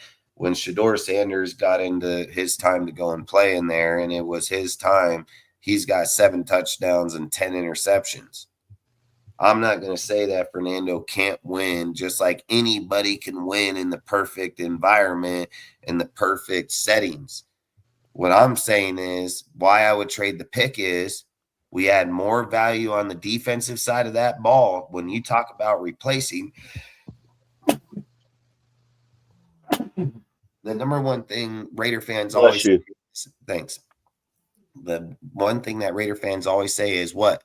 How are you going to replace Max Crosby, right? Isn't that their number one argument? Well, you got the motherfucker right there, right now. You can fucking trade. You can get Marcel Reese. That'll most definitely. He'd be way. If we just judge fairly, Max was a 4th round fucking draft pick, and we had to hope on him. Marcel Reese is the best in the motherfucking country, and shit on him. He's gonna dominate. So, and he's a 1st round, 1st overall pick. Big fucking difference. Big difference. And not only that, if we trade that pick and still ended up with him, we still picked up draft capital too. Means another fucking player. It's about another player fixes another spot, man. That's what we need on this team. Another fucking spot, dude. Like, I don't know. Like I said, I would pass on Fernando if it was me. I would try to trade for Mac Jones if I was the Raiders. If we can get Mac Jones, fucking tough shit for Fernando. I would rather have Marcel Reese on this team than Fernando. You mean Avery Reese? Or Avery. I keep saying Marcel. Avery fucking because I was reading that shit earlier about him. But I get it, bro. Long story short, I would take him in a heartbeat. So I would trade him. I would trade Fernando if the draft or free agency keeps going the way it's going. Like, if we're filling all our needs, like, Fernando's not going to help us win today. And I'm just going to be honest on it. Like, he's not helping us win today. Mac Jones will help us win today. He'll go to the playoffs and win today. Like, like I said, I just think I don't want to be wasting our time, all the money. You see how much money we're going to be paying in year 2, right? Wouldn't it be better to pay him that if we were like fucking, let's just say that we went to the division game in the playoffs, finally got a win, made it to the division game. Like, I think paying Linderbaum $33 million ain't going to hurt so bad that year. Like, I think if you only go 5 or 7 games, I mean, $33 million seems like, massive. I agree. And then I agree with everything you're saying about Fernando. Like, I'm not criticizing him so much, but I just don't think he's worth that number 1 overall pick. Is he a first round talent? Probably. But not the first overall. He's not the best player in the draft, because that's who you're arguably targeting. Number 1 is the best player in the whole draft. So if this guy thinks that I would give the first overall pick for fucking Mac Jones, you're crazier than hell. I literally said, if you clean your ears out, I literally said I would trade the first pick for fucking Averill Reese. That's what I said. I would trade it for Reese. The other thing I was gonna say, because I think to get Reese, you probably have to trade with the Jets. Let's say we don't trade with Jets, we trade with the Browns. The other option outside of Reese would be Caleb Downs would also fill a position of need. Because I think if we trade to 6, Caleb Downs is probably still there at 6. I mean, Sonny Styles might be there, but I just don't think we need linebacker as much now that we have Nakobe Dean in that. So I think, but we do need safety though. So I think getting the best safety in the whole draft in Caleb Downs, who's like a legit, like athletic, like ready now player to play at the NFL. If you can't get Reese, my second choice after Reese would be Caleb Downs. Yeah, I just read on. Oh, go. I was going to say, I just read on the 49ers wire that the 49ers are seeking a second-round pick for Mac Jones. I'd do it. I mean, I'd give him a second-round pick for Mac Jones. If we trade our first overall pick, we're gonna get fucking 2 seconds, 2 firsts, some type shit. Exactly. Like yeah, we'll get it back anyway when we trade the number 1. Yeah, trade that pick. I would trade a second.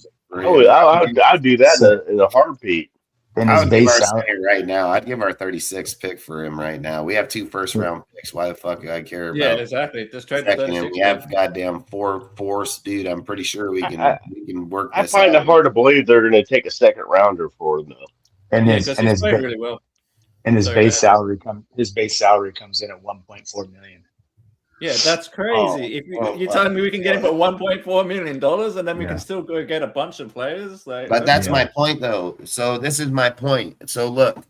But you wouldn't have to. I think people are looking at it the wrong way. Okay, this is what I think. I said this the whole time. I would not pick Fernando at the first overall pick. I've said that. Me neither. First times I would trade the pick. If you're telling me, this is something else I've said if we went and traded for Mac, we're not drafting quarterback because he's going to be him because he's 25.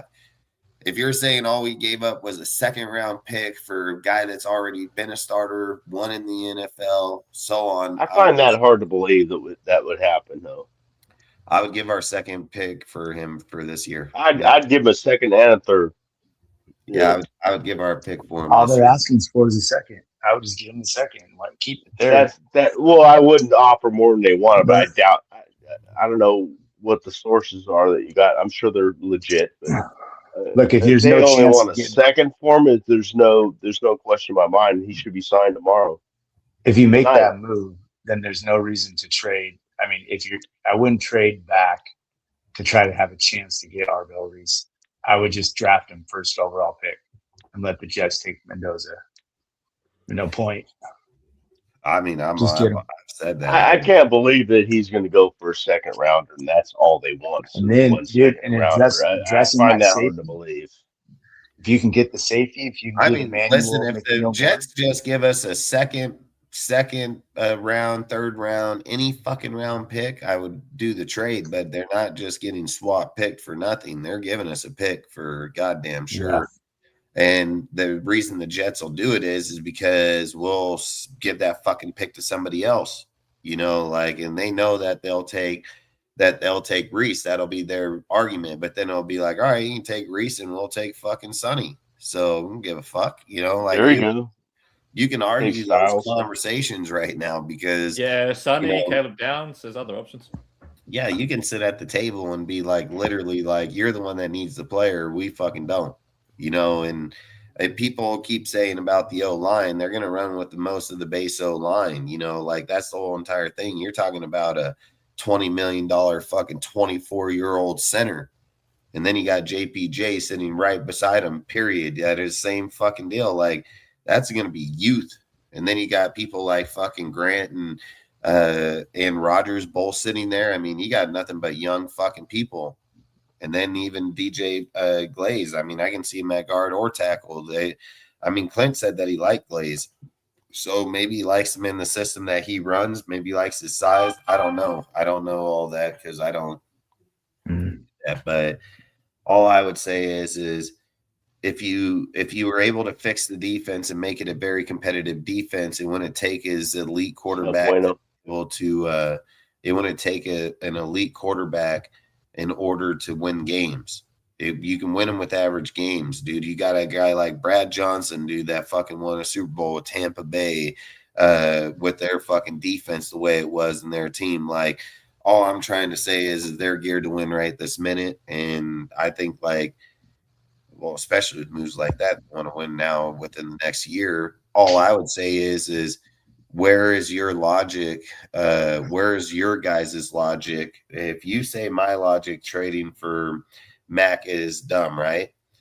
Mm-hmm. Where the fuck does your guys' logic come in that says draft the first overall pick and sit the quarterback for half the year, if not the whole year? That's got to be about the most stupidest fucking thing I've ever heard.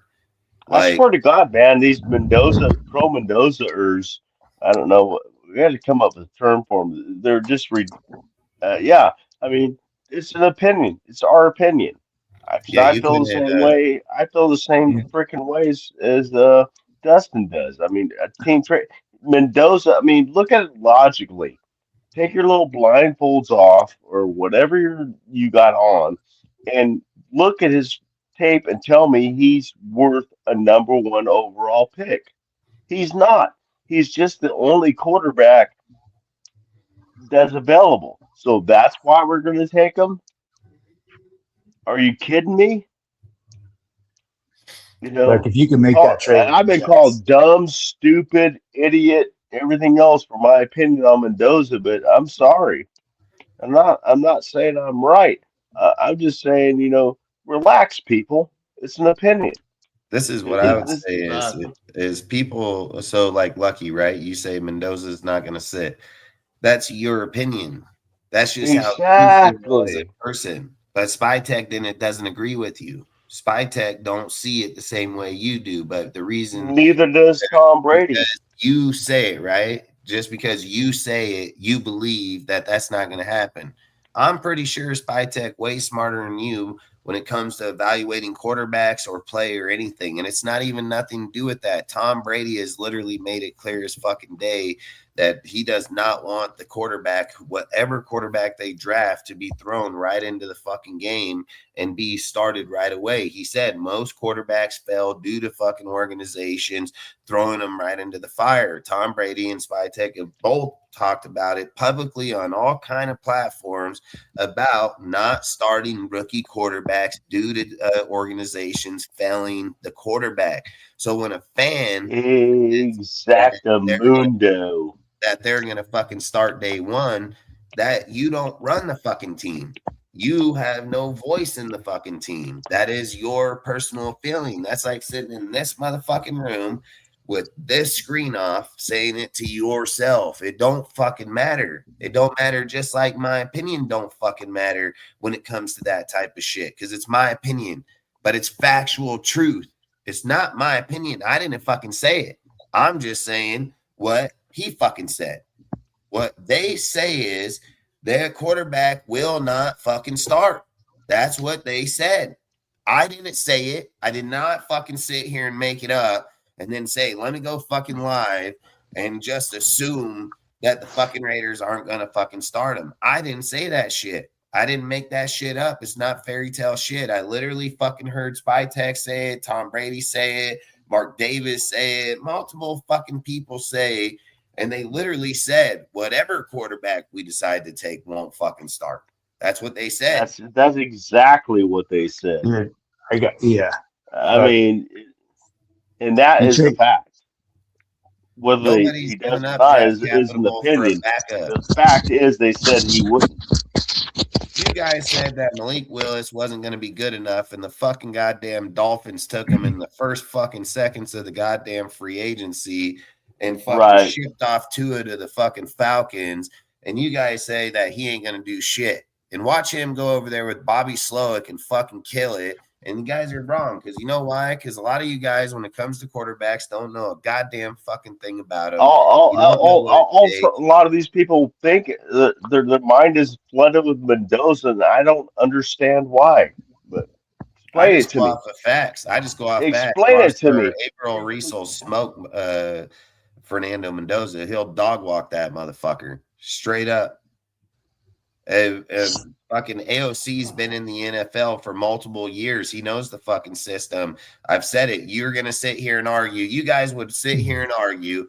And this is how I know Raider fans would just be stupid as fuck.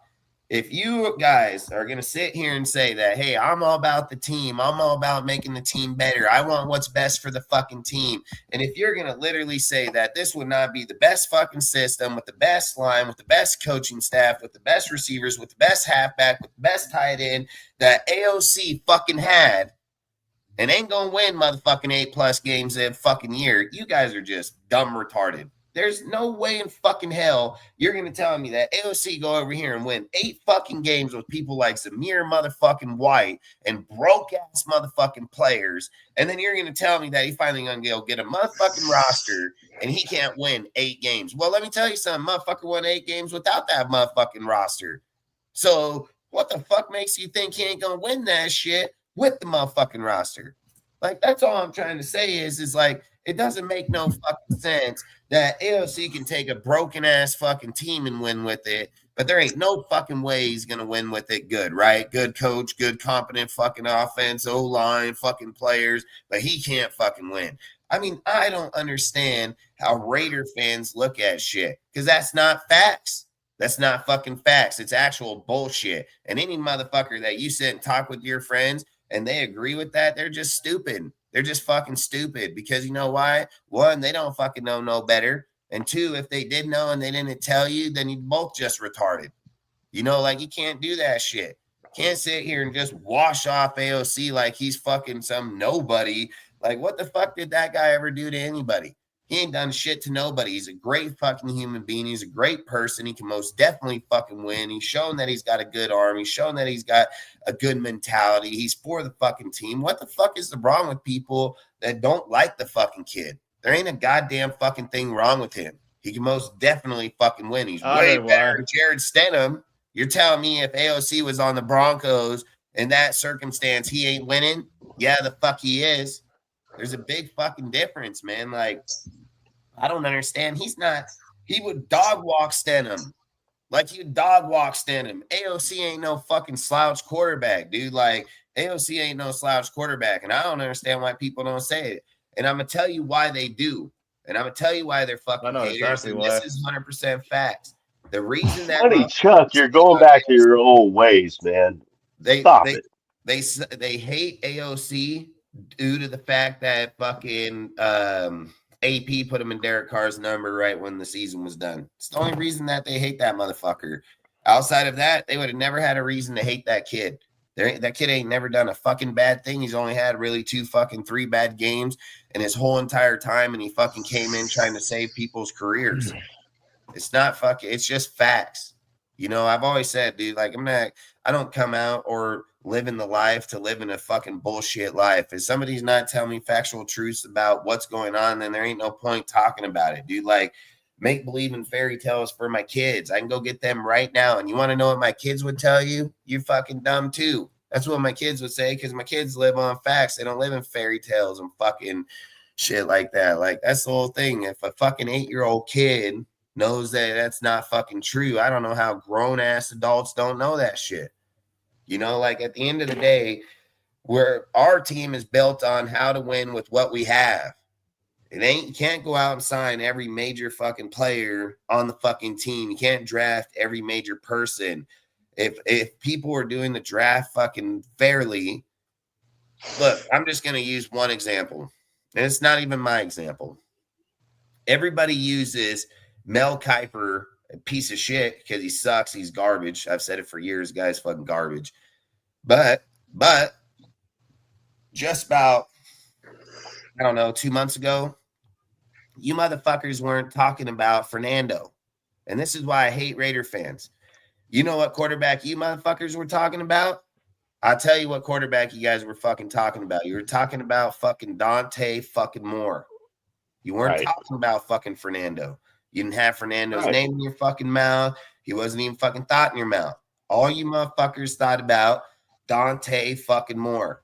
And what did I say? Dante Moore is only 20. He has 3 years of eligibility left. That motherfucker ain't coming out.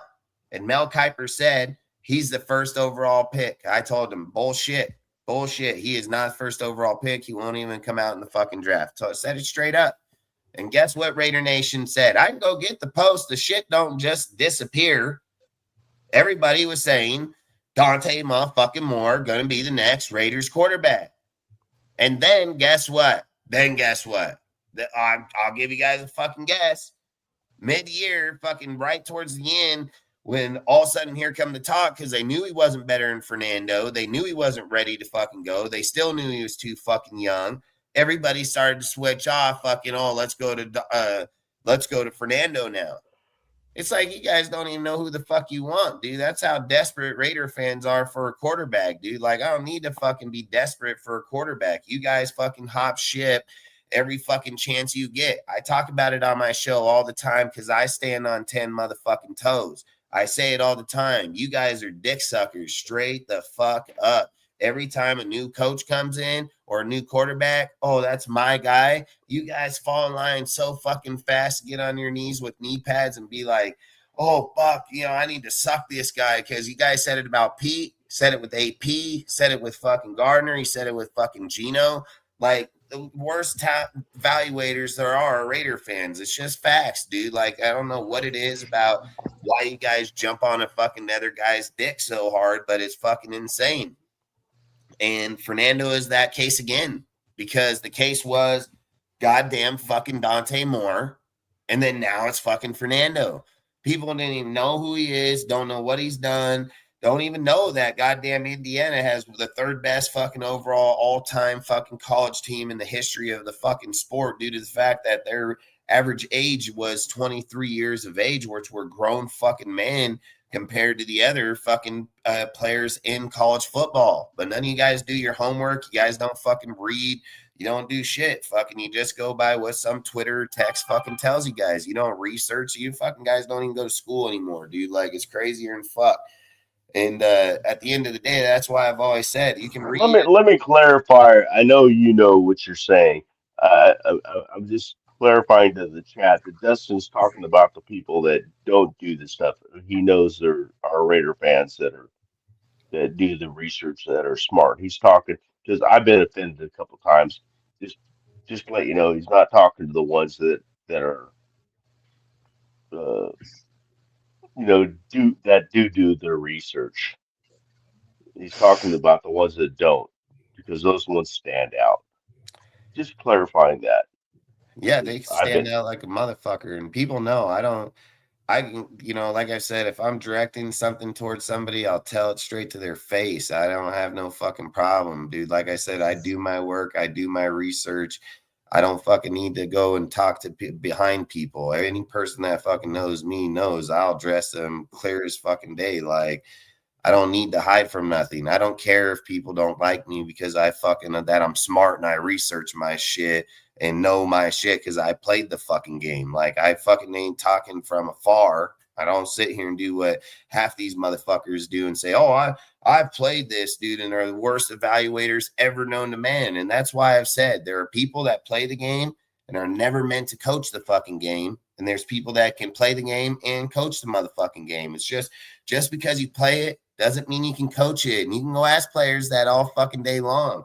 And if so many people that sat on the sideline thought they were so good, why didn't they fucking play it when they were in high school or fucking college or anything, dude? Like, anybody can talk about shit, dude. It's an easy deal. We're at a point in our fucking organization, dude, this is what I know. If Clint Kubiak watches the tape and goes into the room and talks to fucking Andrew and fucking all of them together, and they decide that, hey, we like Aiden, I don't give a fuck what any Raider fans feel. I can give a fucking care less, because I'm pretty sure those 4 people in that room have way better ball knowledge than motherfuckers out here talking about it. And that goes for every fucking content creator, including myself. So I would never sit here and say that I know more about the fucking roster or the players than fucking Clint and them do. That's just stupid as fuck.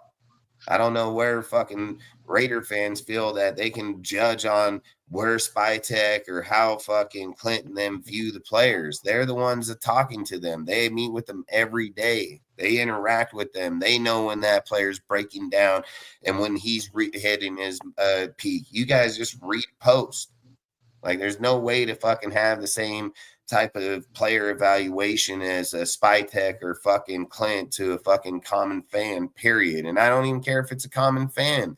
Like I've said, Sanjay T got to be the worst evaluator in quarterbacks, period. Any guy for content that got his connections, he sucks ass at fucking evaluating fucking quarterbacks. And not only does he suck ass at evaluating quarterbacks, he sucks ass at evaluating his own fucking spot, which is O-lineman.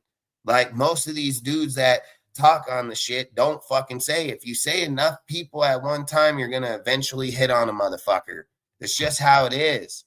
Sit here and say, oh, at first, we're not getting the quarterback. We're not changing the head coach. We're not doing all this. What did I tell people in week 4? Raiders firing Pete. I told you guys in week fucking 4, Raiders firing that motherfucker. Literally got a live all about it. And what did they say? Came to the fucking chat and said, you're out of your fucking mind. You think that the Raiders are going to fire Pete fucking in week 4, fucking giving him a 3-year contract? What'd I say? Fuck yeah, I do, because that guy's straight fucking garbage. There's no fucking way we're going to carry this dude along and let him represent us, dude. And guess what we did? We fired that motherfucker. And what did I say about fucking Gino coming over? I said, man, Gino's stats sure do look like fucking Gardner Mitchell's. And I said, don't be surprised when that dude leaves the fucking Seahawks, comes to the Raiders, and ends up looking just like Gardner. And guess what? He fucking looked worse. Jason. You know, like, at the end of the day, it doesn't take fucking sources to figure out certain shit. It's knowing what teams are where, what organization's done what history has what are they based off, what is their repetition, what does their foundation carry as one of their main parts, and what does ours not. You know, it don't take a goddamn fucking beat writer to tell me it. Our foundations, when it comes to cornerbacks or any fucking foundation here, this is what I know about the Raiders. If you don't come out of college looking like Brock Bowers, you're not going to fucking get taught here. That's for goddamn sure. Fucking Max got here with the right types of people. You had fucking Buckner, Rod Marinelli, and fucking Rob Leonard. He got with the right 3 coaches the whole entire time of his tenure being here with the fucking Raiders.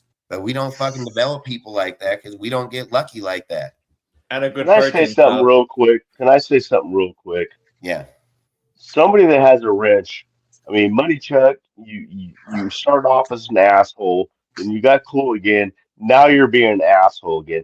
Can somebody with a wrench kick this mother effer off the platform because he's insulted Dustin personally, and that is not allowed. Twice. Dustin, if you have time to reach while working, so receiving side of the glory hole. Money Chuck is Tory. This is Tory. I can just tell by the first word that this guy says right here. This is Tory right here. I've banned this guy. Everybody knows I've banned Tory on the kids. Yeah, now it's poor sack down. Fuck you, Money Chuck. Fuck Yeah, you. Money Chuck is Tory. It don't take me 2 seconds to read dumb, I've always said this, dude. The one thing about people out here, I'll ban them. The one thing Yeah, you are the asshole, buddy Chuck. Yeah, you are the this is asshole. the thing We're people just always talking and you're throwing out shit, calling people names and stuff. this guy, You're that's being all he does. disrespectful. This guy I comes and he know. told me It got cool fucking for a while, then he's coming back like this again. yeah, this guy he comes out and he does this every year because he's bipolar. He's bipolar as fuck. If something don't go his He's way, got to be bipolar. He's got to be yeah, if something bipolar. doesn't go his way, he fucking just throws a fit. He gets all mad. Fucking, he's bipolar. He'll start crying. Fucking guy's weird. And he'll hit me up, dude. He'll literally go get a new phone just so he can call or text me and tell me some bullshit. And he's wrong all the time. The guy's wrong for like 6 years. I've known the guy for like 6 years. He's wrong every fucking year, every time he talks. Literally fucking brings up anything. The guy's a moron. I don't tolerate stupid. I mean, you can be, not uneducated. That's fine, but just being stupid, I just I, ban him. I have a problem with that. Yeah, I mean, look, dude. At the end of the day, I guarantee you, it's not the most You're much better at it. I'm newer to this than don't you believe are. me. I used to do what you It bothers me. It fucking dude, bothers me. listen, I used to do what you do, man, and people know me. I don't even read the chat. That's why when people ask, I don't read the chat because it's too easy to be triggered in the chat because there's people out there that are just out there to do that. That's all they're there for. That's all they're pretty much here to to trigger. Okay, I apologize. I'll shut up. I think at the end of the day, what I've learned is people like Tory. This is what you do with people like Tory. Tory wants to be relevant. He wants people to talk his name. He wants to hear himself be heard. And I've always said the way you silence people is not talking about them. You just don't talk about them at all. Like the only way somebody can be brought up is if you think about it. You know how you make someone disappear? You don't think about it no more. See, that's why I don't talk shit behind people's back. You're right. I apologize. You're right. Yeah, I never talk shit behind anybody's back. Everybody knows that. If people talk to me about other people I don't like, they'll ask me like, "Hey," I tell them, I don't do that, man. Like, this is how I am. Someone talks shit about me, I hit them up. And every person that ever talks about me on their platform, you bet your fucking ass I hit them straight up to their face. So, and that's why they ramble on about me like they do. And that's why I don't talk a word about them. Don't never mention their names, never mention their shit because I'm not like them. I'm not fake, dude. I don't need clicks and views. I don't ask you for your money. I don't bring out content to ask you to pay me. Like, I don't do that shit. I come here to talk about the Raiders, what's best for our team, what I think will be the best logic moves for our team to be able to succeed. And I've told you guys I got a video 2 months ago that said trade Max Crosby, pile up the picks and get rid of the first pick, get 6 to 8 first round picks, have the picks to trade back in for your quarterback in 2027. Said go after Averill Reese, dude, and build this team the right way. I said you're not a quarterback away, so it doesn't make no sense to go out there and put your quarterback right now. I made that video 2 months ago. I didn't just come up with it now. I didn't just talk about it before Max was getting released. I didn't want Max to get released. I talked about that numerous times. But I also came on here and told people straight up, I said, hey, man, fucking, I heard about 2 weeks before we traded Max. I said, I heard that Max demanded his trade behind the scenes with fucking Mark Davis, dude, that the deal with Tom Brady in the boat with Leonardo and all that. I talked about it on the show, fucking a slew. I'm not Mendoza. I appreciate you guys tuning in, but I talked about all that. And then when I heard about it, that they were going to trade Max, I don't lie to myself. I'm not here to lie. And just because I make a video that says, hey, man, I didn't agree with what Jay Glazer said. I didn't know Max fucking was over there telling the guy behind the scene. I didn't know that shit, so at the end of the day, we could all have our assumptions. The assumptions are people don't want Max to leave. So I backed Max, and then fucking next thing you know, it's the opposite. Max wanted to leave. So the 1 year that we don't want Max to leave, it ended up being that. So it is what it is, man. I mean, I didn't call up Max and ask him, nor did anybody else. So all I would say is there's going to be videos that we make and talk about that are going to talk one way and then switch up the next, dude. But I've also said I'm going to be as real as physically possible I can to the show, to the platform, to the people, that I'm not just going to come up here and talk on all deals. That's why I never came back on and talked about Max the whole entire time it was brought up. That's why I didn't bring up people's names on other shows when it was like that. I just said people would ask, like, are you going to bring up? No, I'm not going to talk about it because it's not worth talking about. And I don't want to do shows that are like that. I've said it, like, this is what I liked about today. It's free agency. You got a lot of options. And somehow we end up talking about shit that's already been there. You know what I mean? Like, Dustin, I like Mendoza, but I also get your side of wanting to trade and go for a QB next year. Reese, with the players we got today on defense, Max, who? That's facts, bro. I mean, that's facts. So, like, are we sitting here saying that Avriel Reese wouldn't fucking ball out with this fucking squad, and then we get it? Especially with the linebackers we got with Nakobe and fucking Quay Walker. Goddamn right. And you got Eric Stokes, Porter, fucking Johnson, all sitting at your 3. You got to go get some fucking. Imagine if we draft Jared McCoy as well. Like, so we get Jared McCoy as another corner in the draft, in the 14 pick. You know, what did Max say? Ooh, I like that. Max said Flock Nation. Like, fuck Max, bro. I'm not going to lie. Flock Nation. Fuck that shit. The second, he said it like 3 freaking times, man. You gotta know better. When I heard that, he should know better. He knows better. That shit made me cringe. That pissed me off. Fuck yeah. What, do you just all of a sudden I mean, that's the problem with the NFL, man. Like, you go to another team and you just disregard our whole entire fucking deal. Like, you just disregard everything we stood for. And he called it Raiders Nation with an S. Raiders Nation. He did? Yes, he did. He said it in that video that he did on his Rush show. He called it Raiders Nation with an S. That's why I have an S in there when you. That's like saying we're the black and silver. I mean, you just don't do that. He should know that. He did not say black and silver. No. He said. I know he didn't say that. I'm just saying it's the same. I'm just saying it's the same.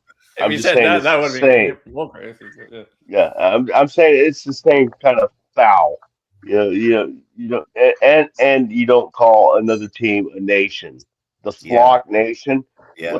Get the flock out of here. You know. And I hate it because I love Max Crosby. I idolized him as a Raider. I thought he'd be, that guy for all these years and stuff. And I knew, we know they're all going to leave at some point. We know they're all going to leave at some point.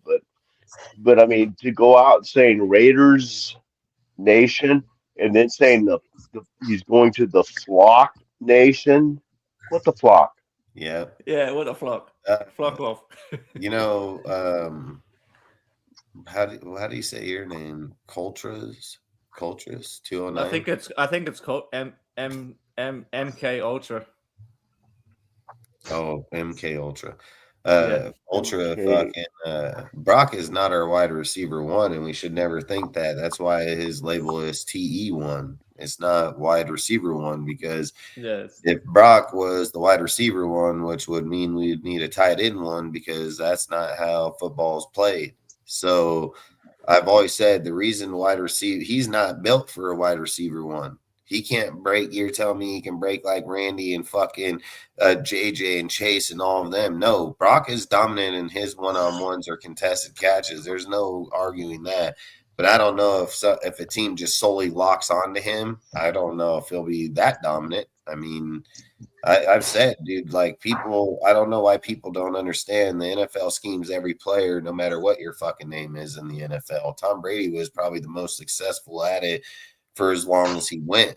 But everybody's day comes to an end, and his came by age, not by being schemed out. Michael Vick got schemed out. Fucking every great player gets schemed out at some point or not. So I would just say Brock. I don't think Brock is top 5 player in NFL history. So I don't know if I would go to the extent of that. I mean, I've always said positions have a number for a reason. you know. And I'm not going to say he Hey, can't Dustin. all over. Dustin, I got a question for you. I know it's early, but at a 14 pick, do you think Malachi Fields would make sense with the Raiders? Malachi, who, Lemon? Malachi Fields. No, he's saying no, I don't think so. I think that's too early for him. I know he's about like around Probably a a second. 40. No, I'd say he'd be a second round He's pick. probably like a mid second. He could be late first, maybe. I mean, dude, with all our picks, But I mean, we really need a receiver like that. I watched this dude play, man. There's something about this guy, man. You're saying the kid from Notre Dame? Yeah, he's saying the kid from Notre Dame. Yeah. I'm not going to lie. I mean, he's really good. I mean, he can catch any ball. I mean, there's no doubt about it. I'd rather get Denzel. He Boston does than catch anything that's anywhere near him. He catches. It's not. Lemon at 14 it's his. Definitely be possible, but that guy is weird as fuck, bro. Like, yeah, I don't want Lemon, to be honest. Fuck, no, that guy's personality weird. No, not Lemon. I wasn't talking about it. As a studying psychologist, I think that I also concur that guy's weird. Well, dude, people are talking about the reason he acted like that because he's trying to tank his fucking stock to the Raiders, and I'm like, for fucking what? He don't know nobody on this bitch. What the fuck would he be taking his shit to the Raiders for? And he's fucking weird. That guy's weird as fuck. That guy's presser. To be honest, watch that guy every time he came out to the presser. I'd fucking fuck. Yeah, to be honest, if we're gonna go receiver at that spot, I'd rather take Jordan Tyson or Denzel Boston. I'm gonna still stand on mine with Omar. I'm gonna stand on mine with Malachi Fields. I know it's early at 14 in the first round, but I mean, I would take Cooper. I mean that dude. I've seen the dude. He's like Magneto. I mean, the ball's in his area. He's coming down with it. It's his. If I had to pick one though, right, I'd take Denzel Boston. If I had to pick one guy that in the top, in the middle of the first, and then for me it'd be Denzel Boston from Washington. I'm taking Cooper at 14. I don't give a fuck. Cooper is projected at the mid to late round first, and after that combine, I'll take him at 14. I don't care. Maybe it's my Irish blood. I'm sorry. It's about what brings value to our team. Cooper can be 100% be a one wide receiver. I don't disagree. And he would play in fucking Kubiak system like no tomorrow. He's a pure route runner. Fucking he's a baller. He's a pure route runner. The problem with size and big is just like Surratt. It's why I would take Cooper over Surratt because we don't need red zone players. We have people like fucking Ashton Genty, fucking Brock Bowers, Michael Mayer. We already got the size down there. I feel like what'll make it dangerous is the dudes that can get open in the open field. I mean, that's why I've always said what made Devontae Adams so dangerous. People always talk about somebody's 40, but Devontae runs a 4.56 40. Google it.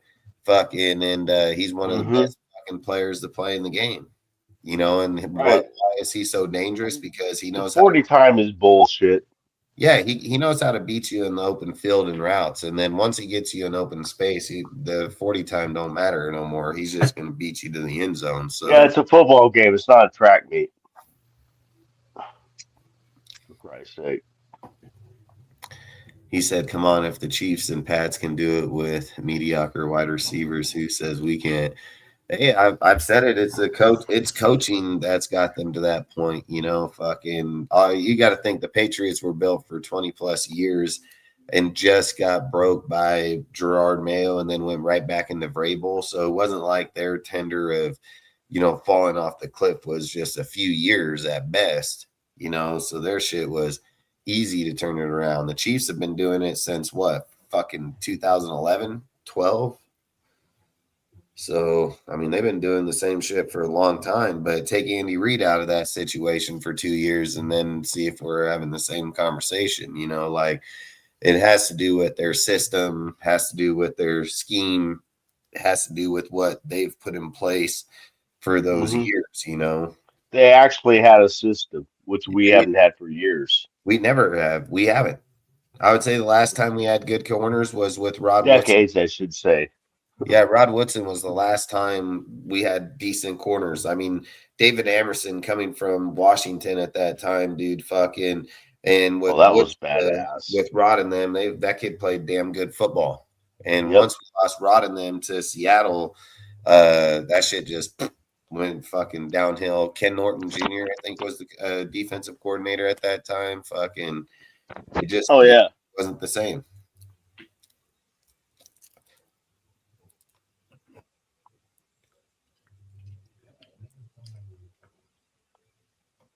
And I've said a lot of times it comes to the organization of who's back there coaching. Right now, we have some. I never really understood the whole Ken Norton Jr. thing. It's like, what? I didn't get that. I think it's just like everybody, just like we did right now. It's just it's a name. Just have to have change. I think right now the change was the best. I mean, people didn't see Carlson and Max and all these people getting changed, and people didn't see it being a rebuild that they were just going to come in. I mean, when you cleared up that much, I kind of felt Carlson was going to be gone. Oh, I talked about it numerous times. I said I'd booted that. I'm sure you did too. Yeah. Yeah, I talked about it on numerous lives that that guy's time was coming. The writing was on the wall. Yeah, Asamoah was in the mid 2000s. He was fucking a baller. Yeah, I like him. That was my daughter's first jersey I bought for Namdi. I think the tie with Ken Norton was Jack Del Rio. Yeah, that's true. That's true. Linebacker type of thing,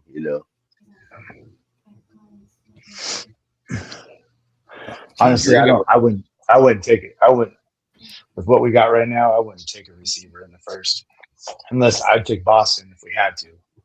But in my perfect world, I would like to trade to the Jets, get that second pick, let them take the first, get their second round pick, which would be the first pick and the second, and then I would take Reese. Then I would take Iona and the 14th pick. And then with the first pick in the second draft, I would get our safety and Emmanuel McNeil-Warren. That would be a recipe for success right there. If I'm not going receiver in the 14, I'm probably going corner, which would be Jared McCoy probably, if he's there.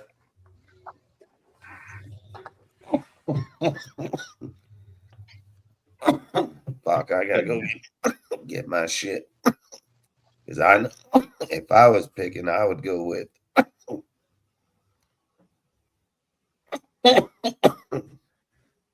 Doesn't smoking that good shit. Fuck all time chokes fuck out of me. I'm fucking jealous. My shit's not that good, but I'm gonna go participate. I gotta go to the bathroom window. So I would probably go after Cade Protector. Is that how you say his name? Oh, the one from Alabama. I would probably go. Yeah. I would probably go Reese, Protector, and KC fucking Connect in the second. And then I mean, if you're going lineman, go after the fucking that safety I fucking brought up. That safety I brought up from Arizona.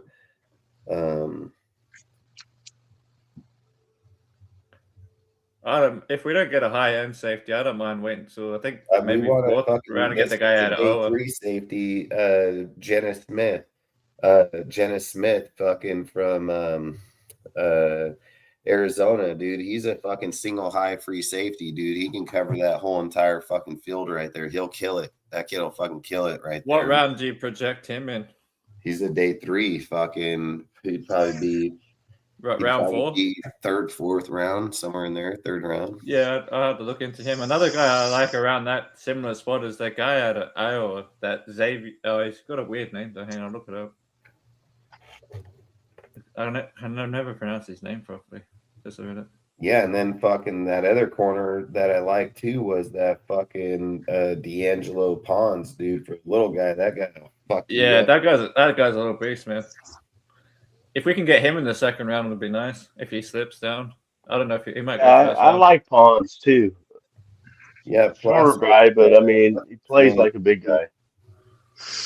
the NT, which is a possibility we can get this kid fucking. But again, those guys are all fucking projected second round picks. Lee Hunter. But I've said it. We're not picking 13 people. Those picks we're going to use some of them picks, man. Oh, we're Like, I trading. think we're trading up Yeah. for sure. We're trading up for certain players for sure. I think. we could end up with multiple seconds or third rounds, dude. And I've said with some of these players here, we can most definitely end up with them. Like, there's no. No, we got 4 fourth rounders. For Christ's Yeah, sake, Dustin. we Sorry, could go do ahead. something with that. 2 Yeah, fifth Dustin. rounders. No, sorry, Mike. I thought you finished. Sorry, my bad. I'm sorry. Go ahead, Bush. No, I you're good. My interrupted bad. you. No, I thought I interrupted you, but all good. I was just going to ask, what do you think about that kid out of Iowa at safety, that Xavier Nanwunkpa, or how the fuck you say his last name?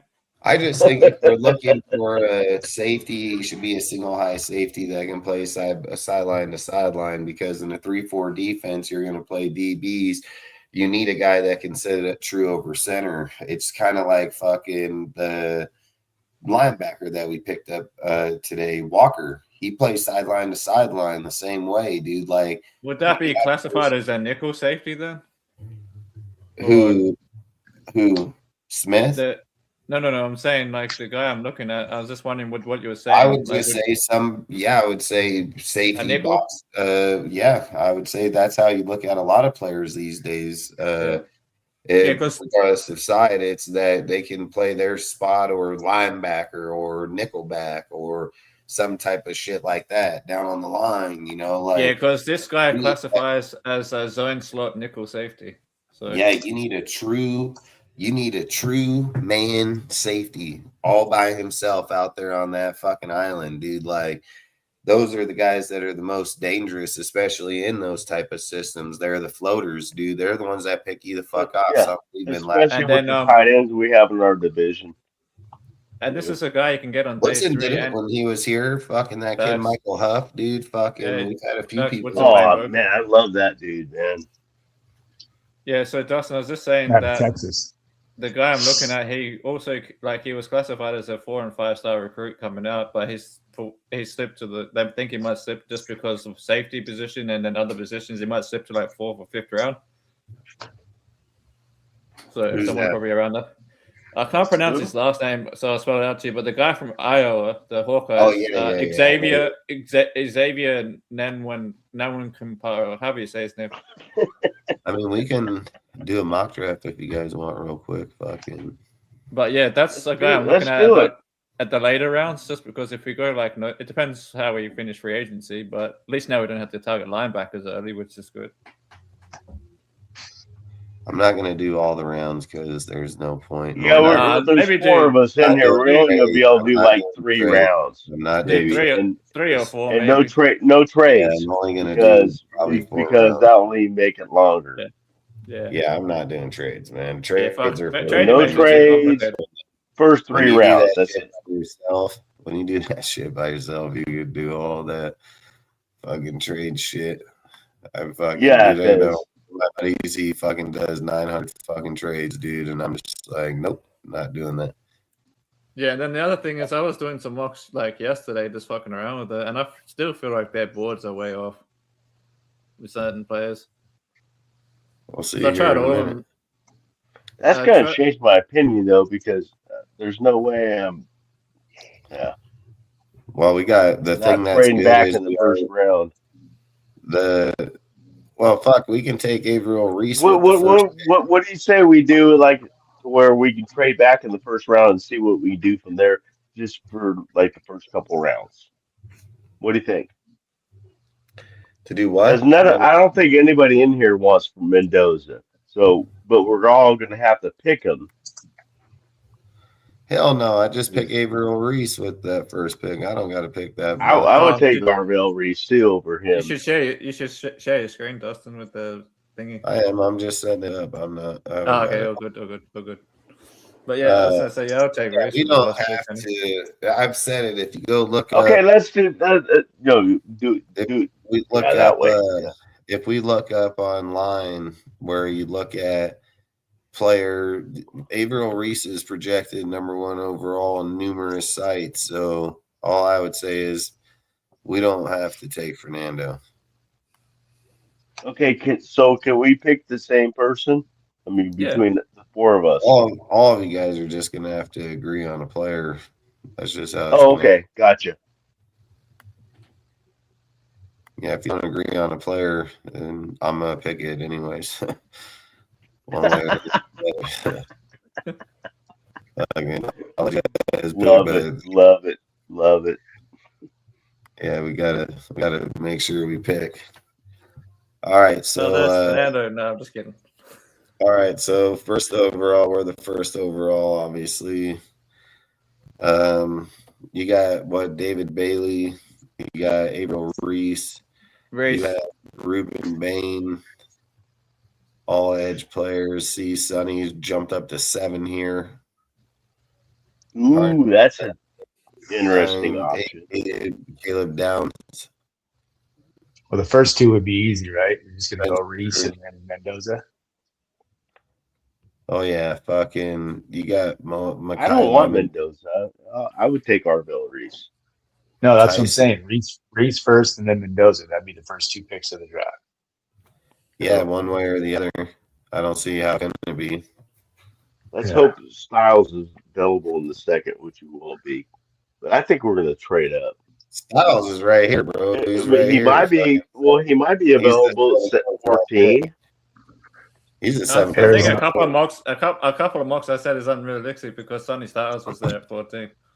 But who knows? I tell you right now, if you go look up Jeremiah's board shows Fernando, fucking Love, Sonny Styles, fucking Blaine or Bailey, Averill Reese. Fucking that's how the board falls on Jeremiah's top 100.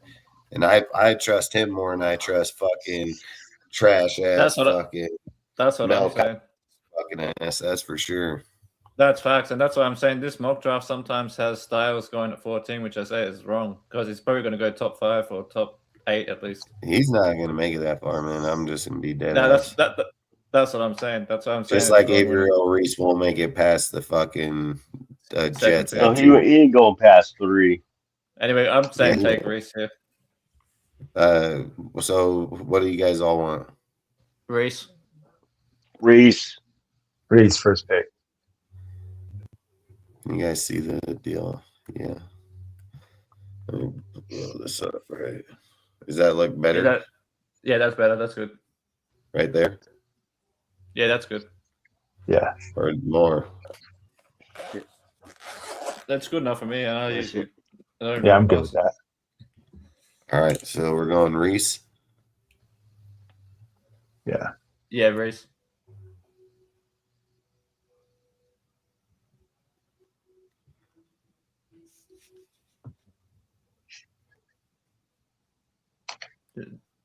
Things that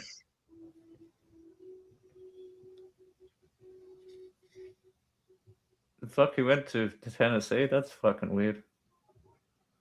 Whatever.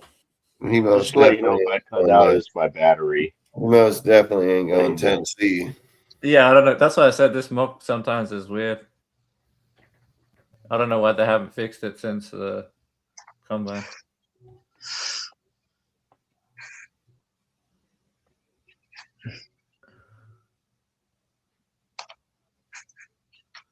Dude, there's no way we're doing this. I'm sorry. Yeah, there's try maybe try. Well, we still have a 14 pick in the first round. Just give me 1 second. Give me 1 second. Oh, probably because you're talking about how it's lagging. No, it's no. You're talking about maybe try either NFL Draft Buzz or try if you're saying the simulator.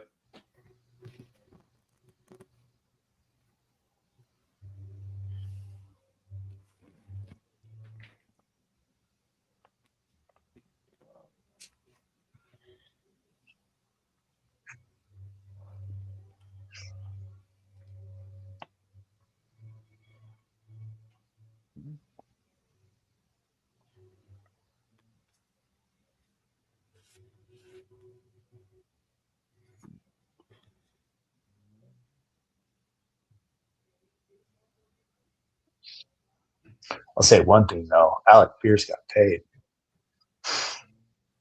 How much did he get? He got 4-year, 116.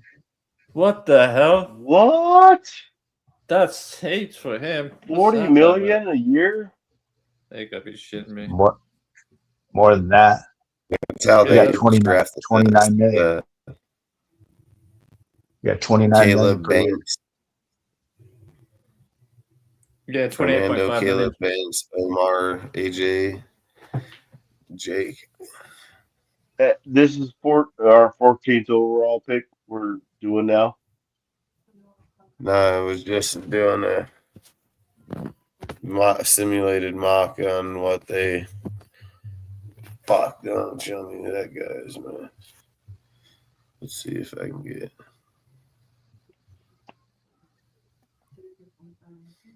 I think Cooper. Yeah, I agree. I was going to say, if Caleb Downs is there at 14, hell yeah. I don't think he's going to be there at 14. There's no way, yeah. Well, like I said, there's no way Sonny Styles will be there at 14. So No. So as soon as I saw that, as soon as I saw that happen when I was doing the mock last, I'm like, no, this simulator ain't accurate enough. But we could use that 14th pick and a couple fourth rounders to maybe move up a little bit, pick some of these guys up. Just saying. I'm going Jared McCoy here if we're still doing this mock. Dude, what the fuck is going on here, dude? In other words, we could trade away some stuff and still have all our some of our picks. And there we go. Get better choices. Las Vegas. I could see Spytech doing something like that. We want fast. Yeah, do the fast forward. Maybe change the speed so that the other picks go faster. Shit, my battery. What is going on? I gotta check out for a minute. I'll be back. All right. It says fanboard, not fast forward. All right, fucking, I'm just gonna keep it at this. So yeah, Reese is the first pick.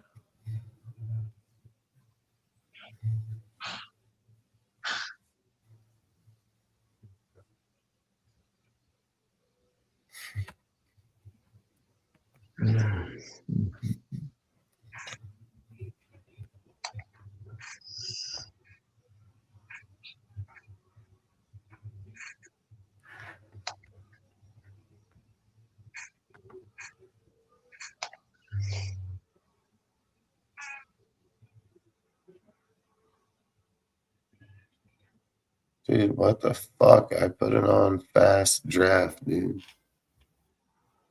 Maybe it's because we're doing it live or whatever.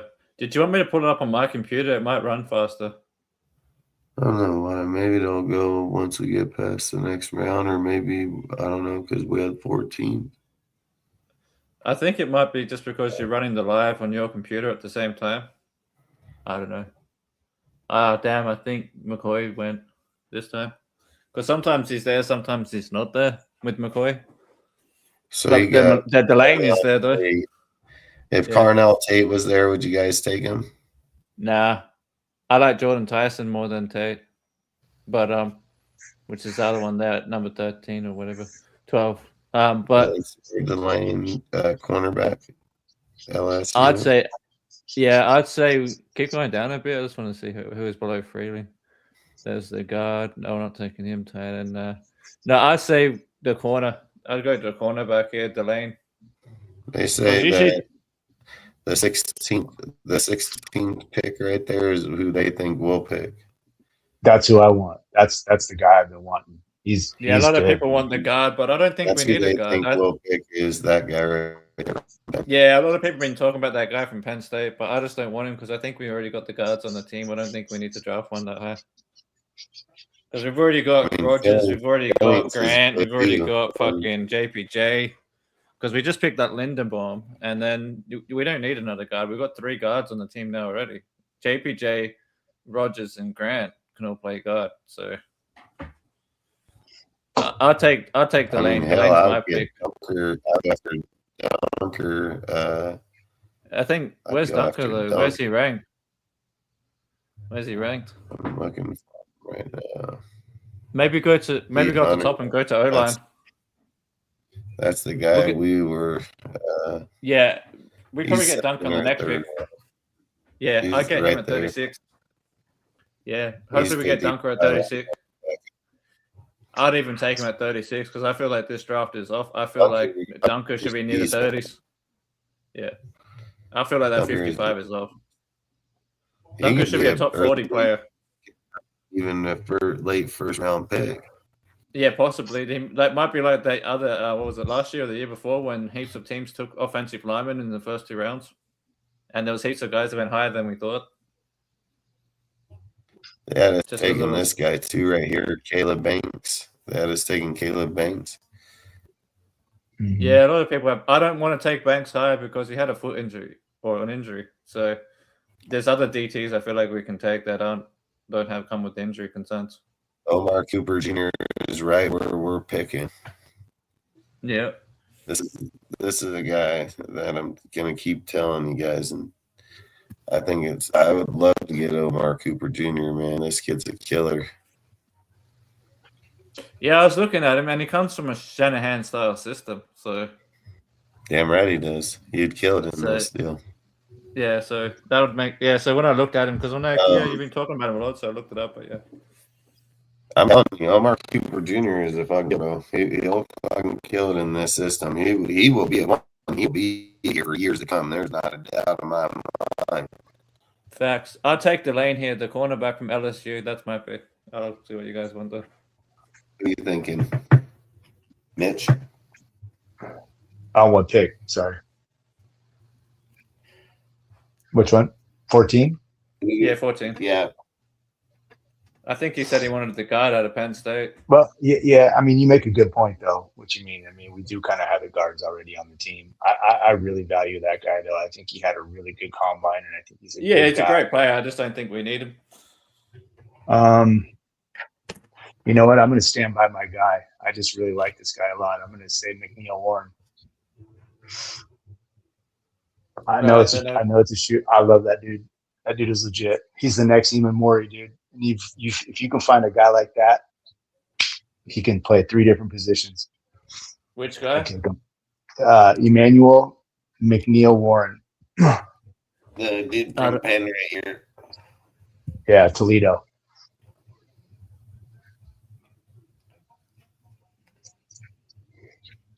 Yeah, I think Warren's probably another round, maybe. Because we're still at 14, so. I mean, I'm taking fucking Delane for damn sure. Yeah, that's my pick, bro. That's who I want. Yeah, I mean, if Delane's on the board right there and we got that. For me, I think it's either Delane or Jared McCoy. So whichever one that we're left with out of those two. I don't know if Carnell Tate will still be on the board. I mean, if Carnell Tate is there, he runs a pretty slow 40, but he's a good player. But I just wouldn't go with receiver right there. I don't think not him. I mean, I don't think I would go with him. I would probably take Jordan Tyson over him.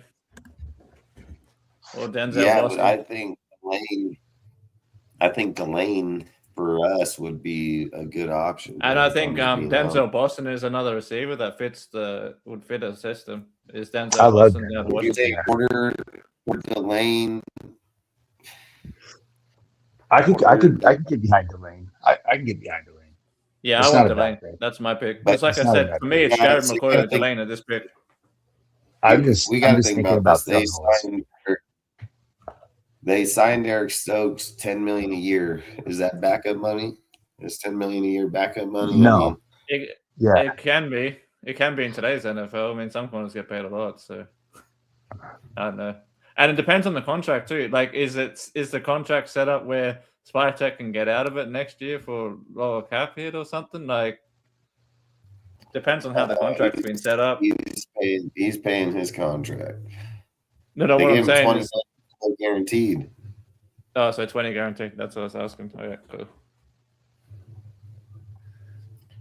So, and then you also traded for You traded Yeah. for That's true. you traded for Johnson. You have Porter. If you draft this guy, you're starting him. Like you're starting this guy for sure. Yeah. So who? This is where But who? this is why He could, but this guy could take Porter's spot. This guy could take Porter's spot though, possibly. Yeah, he could battle it out. But because really, it's the guy we signed from, like one we traded for. Sorry, Tyrone. He's probably going to be the slot guy. Then you got Stokes, who's going to be one outside. So we still need another outside, which will be Porter, or maybe we draft this guy to battle. Like, and it'd be him or Porter will be the starting outside opposite Stokes, and then Porter could end up being rotational. Or when we go nickel, because then you're having more than 3 corners out there.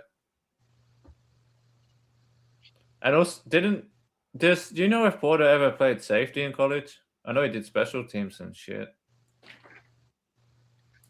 Did you say I'm just wondering, I know fucking you said that Porter is gonna lose his job? I said maybe if we get the lane, I'm saying they could compete. Why would Porter lose his job? He better than fucking Eric Stokes, dude. There's no fucking way he's losing his job.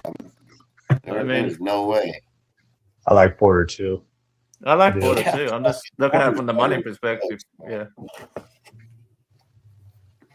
I don't know. It depends how you want to play it, but I don't know. I'd still get a corner because we're probably going to keep 6 corners on the roster regardless of how much we're paying or where we put him at. So I'd still go Delane. We need corners, man. We need depth at corner. And anyway, if we can get a good corner here, I'd say just get it. We haven't drafted a good young corner in forever. Outside of Porter, maybe, if he pans out. Yeah, the tight end shot up to 17. Damn. I'd say he's probably going to the Chiefs. Maybe.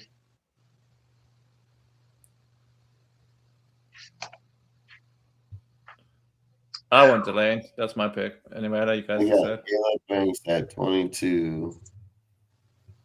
I'd rather get a D tackle later. I also think we still might be targeting Greg Gaines. We'll see what happens if he gets signed. I haven't checked him. Gaines, dude, is another good one.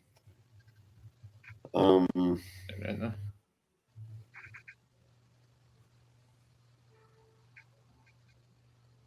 mean, Tyson would be a really good pick right here. You talk about Jordan Tyson, the receiver. Yeah. Yeah, that's the one I was saying. Jordan Tyson. I'll take him over Tate. That's me.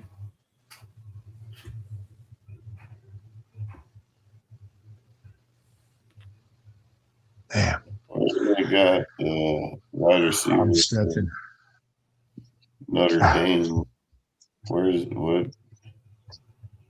All right there, 53. Talking about taking him at fucking 14. Hell no. Who's that? Boy, this is a tough one. I'm taking the corner. That's me. Mike is gone for a minute now.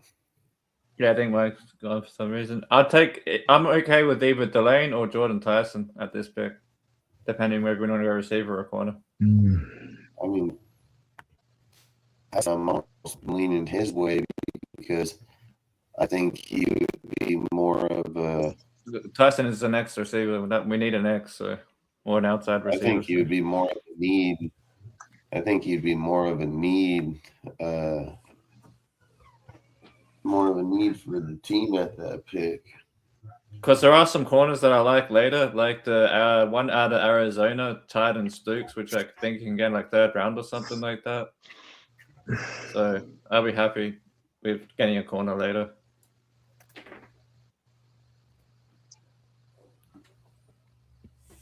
I don't think we need offensive line though.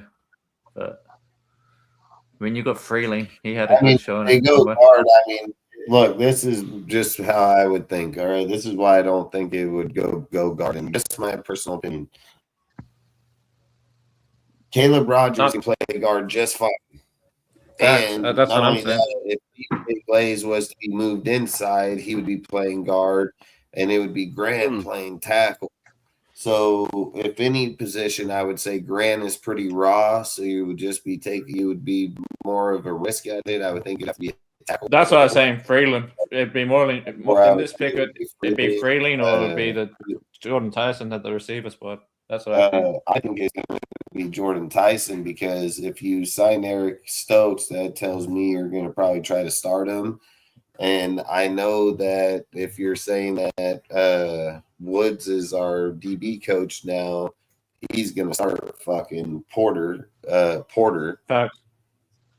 So I would think Tyson would be more of the need here.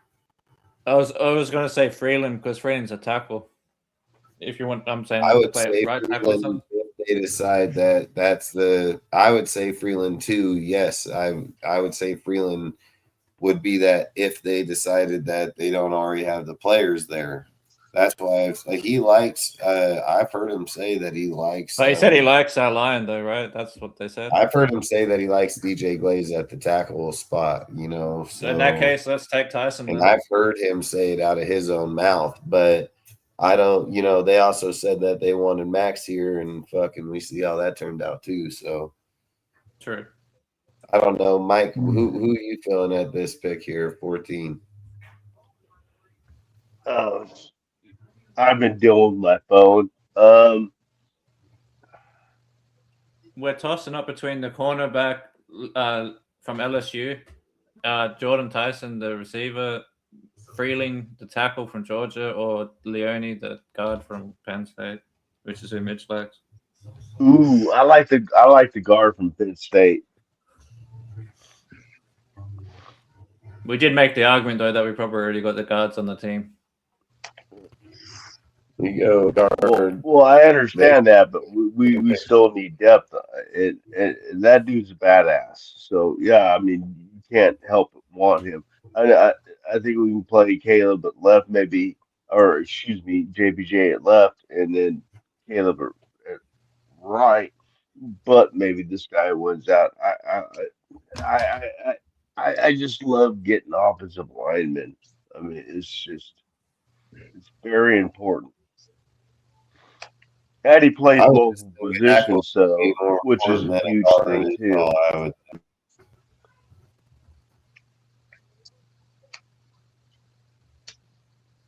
Yeah, I'm going to stick with Jordan Tyson or Freeling, the tackle, but I'm probably more leaning towards Jordan Tyson. There's more of a need. I mean, Freeling would be the move to go. You would have your dominant right tackle, but does he play zone? That's the whole thing. Does he play zone? Good question. I can tell you. Let me see right now. Give me 2 seconds, big dog. I think they play a zone system. I'm not positive on that. Don't quote me on that.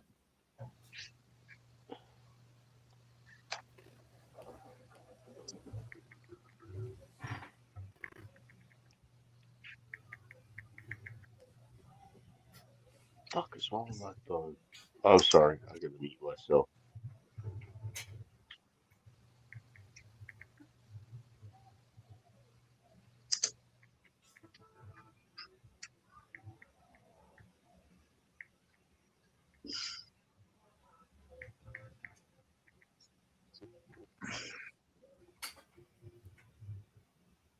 Just checking out as well. It says he's played in both zone and gap heavy schemes. And he's a natural fit for an outside zone and wide zone system. So that would fit into Kubiak's system. But he's played primarily left tackle, though. That's the other thing. I mean, I'd probably only get Freeling if they do decide to trade Colton Miller. That's when I'd probably target Freeling here, to be honest. Maybe that's why they're saying that there's rumors of them moving on from Miller. Maybe they're looking at Freeling. No, man. I don't think they're going to move on from I mean, like I said, I think that's a whole nother conversation about what kind of picks are you willing to offer up. Yeah, true. Yeah, because you'd have to offer big picks for that because he's probably like what at least a top 10 left tackle, probably top 5 even. He's top fucking 10. Top 3 maybe. He's top 10 graded all against all right and left. Exactly. So I'm saying just on the left side, he's probably like top 5 or 3. So that would be like, they'd have to offer like fucking at least fucking 2 firsts, a player, maybe some extra draft capital. Like, because outside of quarterback, your left tackle is the next most important spot. I mean, if you're just thinking about it, if you were going just by where we're at, if you got rid of Penn and you were replacing him with Loney, would make the most sense if he plays right guard. Obviously. Freeling plays mostly left tackle from what I'm reading. How is Tyson and how does he run 40? Like, I know he's good, man. Like, I know he's good. But I also know that corner is good, too. Yeah. I don't know, receiver or corner then? Got a big one. I'd say, like I said, I really like getting corners. I feel like we need more corners, even though we signed Stokes and everything. We've got Porter, Stokes, the guy Tyrone. That's like only 3 guys that is like solid starters. So if we draft the Delaney, then that's 4 solid starters. And plus we might play nickel at times, so we need at least more than 3 quality corners. So let me look at the Raiders roster real quick of who we've kept so far. They say that that Freelings can play right tackle. He has played some right tackle. This fool fucking 6'7", 315, but he had 9.99 RAS score, dude. One of the highest ever beat. Yeah, he was hell athletic at the combine. That's why he got such a high score. Everyone, yeah, his draft stock got pretty up there. See, outside of the 3, we've got DeCamerion Richardson, Greedy Vance, and Danae Holmes. I think Danae Holmes is going to get cut after camp. Then there's also whoever Chigozi Unzeman, or however the fuck you say his name. Him I'm not sure about. So, and he's 29, so he might be cut after camp as well. Unless he's a special teams contributor of some kind. So yeah, I think we've only got really 3 starting corners with the hope that Richardson that we drafted can get better with the new coaching. So Richardson might be a 4th corner. Greedy Vance might make a spot. Maybe he's a maybe. But after that, there's we still need at least 1 more corner. So I'd probably Freely another corner. But yeah, we still need another corner though. You're saying fucking Raiders might be interested in one.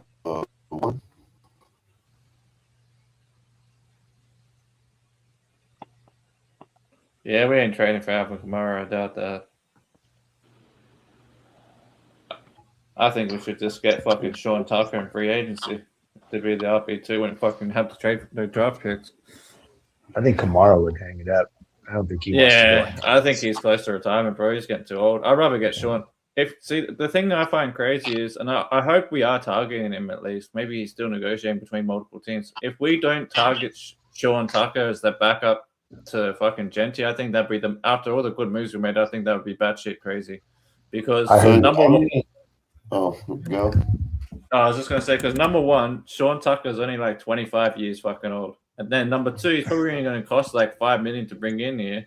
And then number 3, John Spytek knows him from his time at Tampa. And number 4, the dude put up only had 86 carries last year for 7 fucking touchdowns. Who? I agree. Sean Tucker. That's my guy. I've talked about him for years. Yeah, same here. I've wanted him for years, but they kept fucking. What player are you talking about? The running back from Tampa Bay. Yeah, the running back from Tampa Bay. I think we should get him in free agency to back up Genti. He'd be the perfect backup to Genti, in my opinion. And he wouldn't cost a lot either.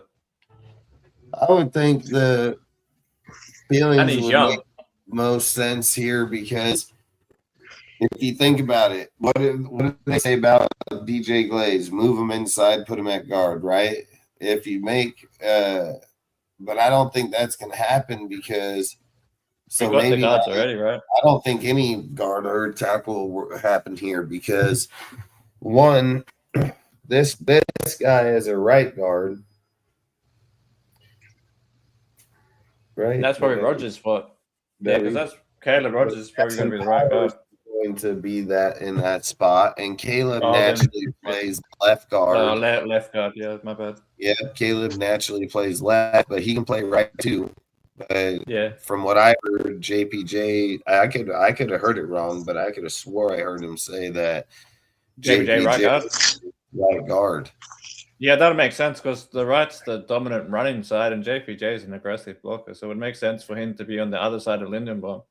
So if you get rid of DJ Glaze, DJ Glaze, and you draft Freeland, I think Freeland might work better. 9.9 RAS score. That's what I'm saying. He's athletic as fuck, so he can move faster at right tackle.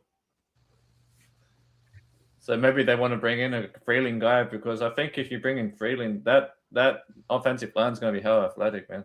Because JPJ can move people and Linderbaum's great in the run. Because I think they're going to build a run dominant line for sure. And then you put Caleb at left and then Miller at left tackle. Raider fans, everybody, how's everyone tonight? So, all right. What's up, buddy? Oh, great. Thank you for inviting me to the chat. Raider, oh man, dude, free agency was a great night, great day, everything. My honest opinion, do you guys think that we solidified our chat far as like with everything we got going on? Do we still need to add more pieces, or what's going on with like everything we got going on? We still didn't add pieces, but I think we did solidify our starting two middle linebackers for sure. Is that TJ? I'm sorry. That's me, bro. I'm here. Okay. I'm here. Thank you for the invite.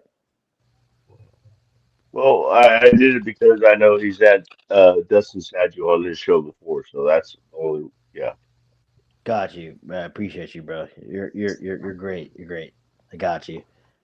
This my 2 cents. Like on this whole day. Today was a great day for VNGZ. My personal opinion, I still think we need a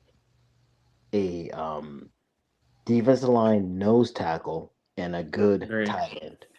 Yeah. We still have Brock Bowers and Michael Mayers, but I still think we need like a solidified tight end that helps us with that run blocking. And then we still need a like solidified D tackle, like a nose. Like a big pound. Yeah, I've been advocating for Greg Gaines to be that nose tackle. I wouldn't be surprised if the Raiders pick up a fullback in free agency or the draft. I could see that happening. I think like we draft one from Michigan. Yeah, Michigan. Yeah. Yes. I love fullbacks. I like that position. I love the fullbacks. I love the linebackers. It's my two favorites. Yeah. Would you fullbacks are getting phased out? But man, I want a fullback. Would you trade for Kyle Juszczyk? Maybe, yeah. Well, depending on the terms, hell yeah, I would. Depending on the terms. Depends what they're asking for. If they're asking prices high, hell no. Exactly. Juszczyk is not going to go cheap. So I don't know. No, they're not going to let him go, dude. I mean, I can't see them letting him go. I mean, right. Yeah. That's not even, yeah. He has a fucking fullback like that guy, which I don't know. I mean, from I've heard that. I'll get Eric Ingle back. How about that? Ingo got signed by Miami. Did he? To the Chargers. God bless it. Oh, Chargers. Sorry, Chargers. Yeah, he went from Miami to the Chargers. Yeah. He went to go play with his daddy, Mike McDaniels. He went to go play with his daddy. Yeah, exactly. I liked him. Hey, Dude, Alec Ingold was a great fullback, but in the scheme and system, he got traded towards to Miami, and then it's crazy that now that John Harbaugh has or John whatever the Twins doesn't matter. They got all the fullbacks and all this shit, dude. The Chargers are gonna be dog poop. The Chiefs are gonna be dog poop. Besides Kenneth Gainwell, and so are the Broncos, bro. Like the Raiders have a good core for us to take over that division, but we're missing one piece. We need, in my honest opinion, we're missing a good fullback, and we're missing a good number one wide receiver. Because at the same time, we're still relying on Trey Tucker, Dante Thornton Jr. and Nailor.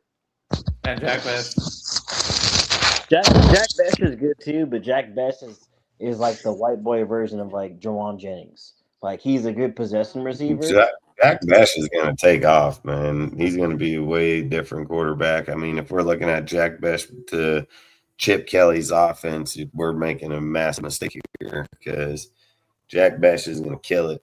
He's going to kill it. Yeah. He's one of the many players that got misused last year. I think he'd be best off in the slot. By a mile.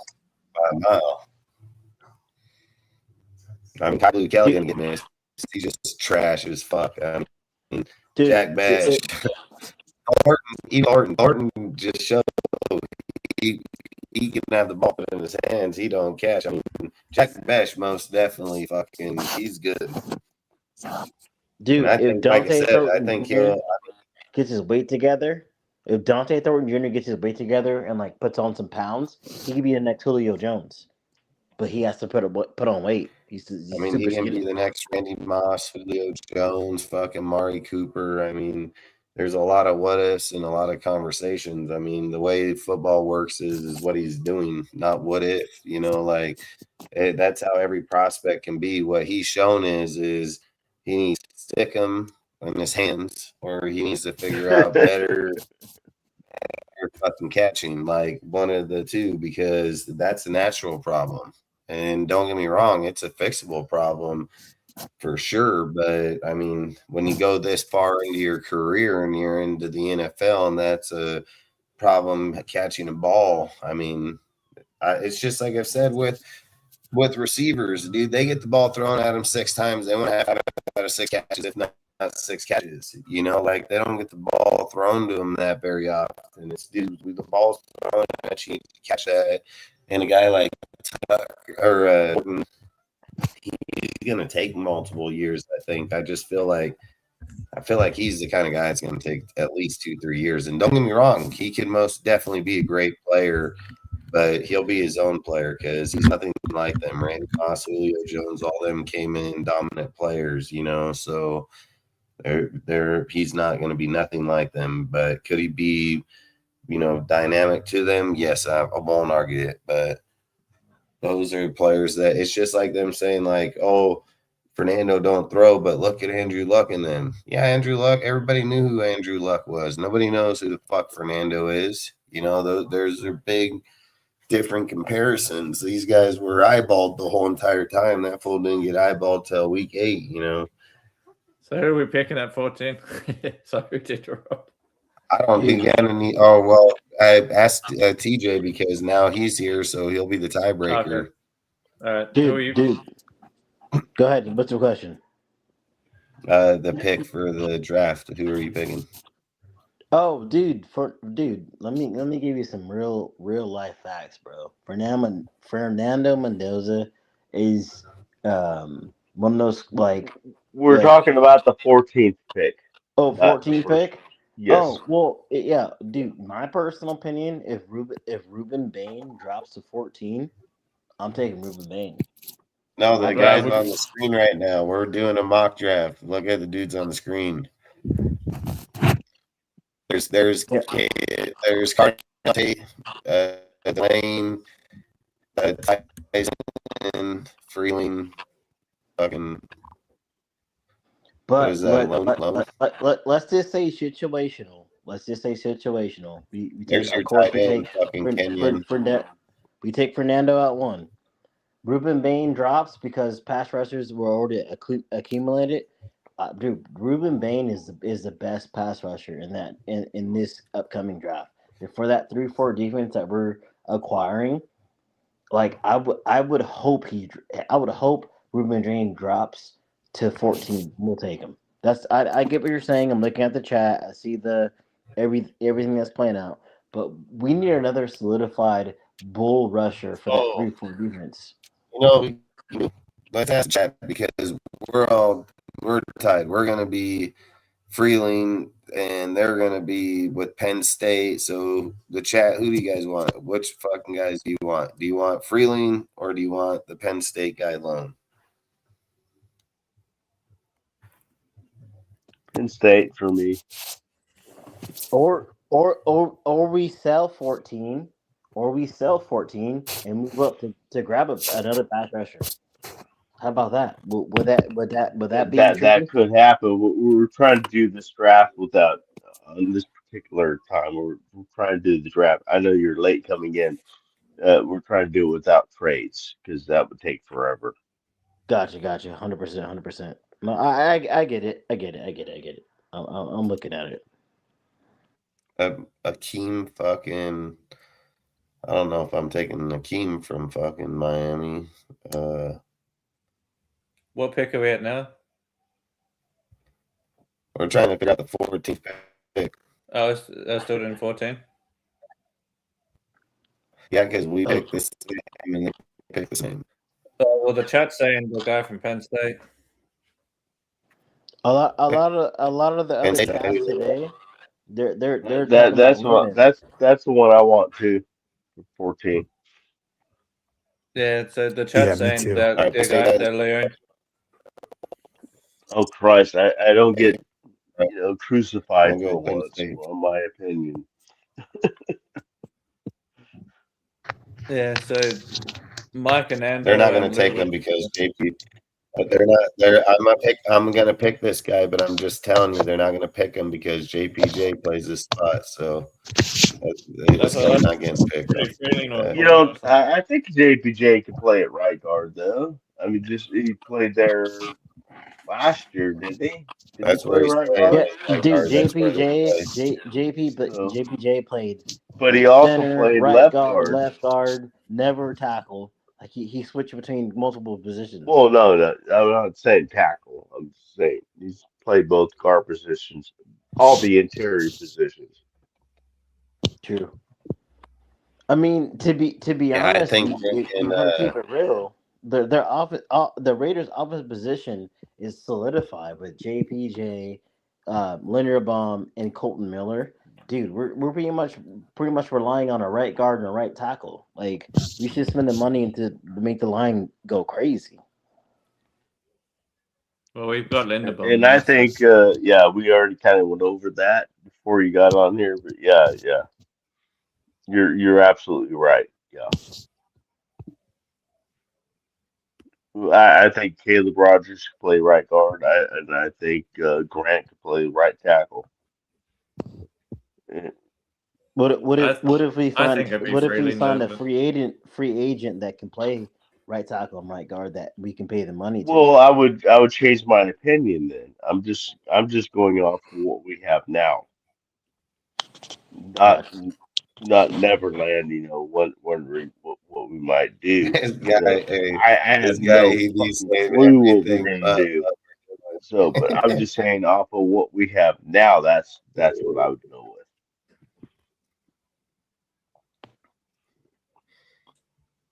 That's fair. There's going to be changes coming. So they'll be coming around the mountain when they come. So just be prepared. Yeah, I like that Daughtry song. Changes are coming. Yes. Yeah, it was just day one. It's not even really the official day yet. Yeah, We're it's supposed crazy to be how many signing signings we players. made day one. Isn't that freaking crazy? I thought that was crazy. There's all 8 these new players in one day. signings. 8 players in And one day. I can't it's remember the not last time even I signed 8 official players in one yet that day. we can do that. I don't know how this works. I thought I understood how it worked, but apparently I have no freaking clue So on we're how it 36. works. Oh, not yet. No, it's I thought fine. all we could do was talk, but yet everybody's getting signed. Like, then why wait till Yeah, Wednesday? nobody will be signed until the day after tomorrow. So basically, they do all this stuff, everything but having the guy's signature on the page. Basically, yes, that's they all can it is. have. Yep, Okay, 100%. gotcha. The guy can pull out of the contract if he chooses to before tomorrow. What is that? So today is Monday, Tuesday, Wednesday. So Wednesday at noon. Wednesday at 4 Eastern time. Yeah, so 1 o'clock. 1 o'clock our time. Yeah, Western time. Yeah, so if he was to pull out by then he can do it. But like at the end of the day, more times Yeah, than so not, it's not like signed, just like it was kind of with Kubiak. yeah, they The just deal was agree. Yeah, done, but you just can't sign because he's yeah, other still people can't playing take that or for. still They can't coaching. take Who's that that for him. DT here? So it is the same thing. Okay, cool, great. Here goes my PTSD again. Do you think the Raiders let we get a couple more pieces based off our cap, or would you be happy if we signed Trey Henderson? Proctor's a right tackle, isn't he? The one from Alabama. I mean, how old is Trey? 30, 29, 30? 30? Older? How old is Trey? Trey. Which one? Trey I Tucker? I Who are we would talking love about? Trey. I would love Trey, depending on the contract. Which one? Trey. Which person are we talking Trey about? Hendrickson, the guy from Detroit. Oh, Is that He's he's 31 what years we're old. talking about? From the I bet Bengals. Yeah, you he's he From the 30. can get Bengals. that full Yeah. flag. Okay, Yeah, I got a different guy. I was thinking the guy from the Detroit. it's the He's dude from the 31. Bengals. 31 He's years 31 old. years old. Yeah, no, he's Yeah, too old I'm for what we're not doing. doing that. I ain't Yeah, trying to he's, do No. that. Everything we showed today is they're going to go for young upcoming players. Yeah, Yeah. the average signing for the Raiders was 25 and younger. I seen that, but at the same time, you still have to have veterans. I'm not a huge Max Crosby fan. I love the guy when he's on Hey, our team, but we still have veterans. I mean, come on, Jeremy Chin, for example, Jeremy Chin's a dog. or excuse me, Eric Stokes. I meant, Jeremy Chin, Jeremy Chin, I know they're younger guys. They're veterans. Eric I agree with Stokes. what you're saying. I'm sorry I interrupted you. Go ahead. You're good. You're good. You're good. Hey, there's that guy right there. I was going to 31. say, I'll take Emmanuel Warren here. I'd probably say the safety Yes. from Toledo. Yeah. Yes. That dude is a baller, you guys. I'm telling you, he is legit. We need DBs. He can play all three. He can play safety. He can play corner. He can play linebacker. He can play anywhere you want. He's legit. He's legit. Yeah. He's Nick The Seahawks Emanwari. give him up though.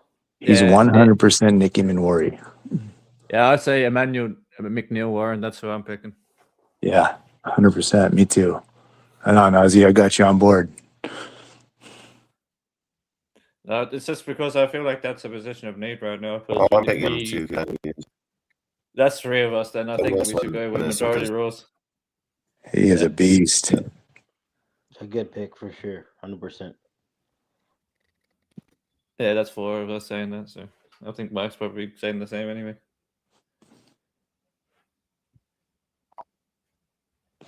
Where do you guys think that Sonny dude goes to? The Ohio State linebacker has similar qualities. Probably somewhere in the top 5 to 8 players.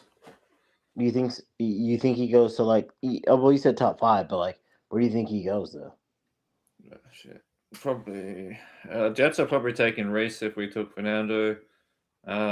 If we don't take Fernando, we're probably taking they'll probably take Fernando if we take Reese at 1. So either way, they're taking one of those two. Oh, shit, I think fucking Dustin got kicked out. I don't know what the hell happened. I think his computer must have shit itself or something. Hang on, I'll just have to look at the draft order again because I'm trying to remember who's after. Just a minute. And I'll give you a more proper answer. Are you talking about the Sonny Styles? Yeah, because I was saying he's going top 5 to 8. So Arizona could pick him up at 3. Washington might pick him up at 7. I got the Giants taking him at 5.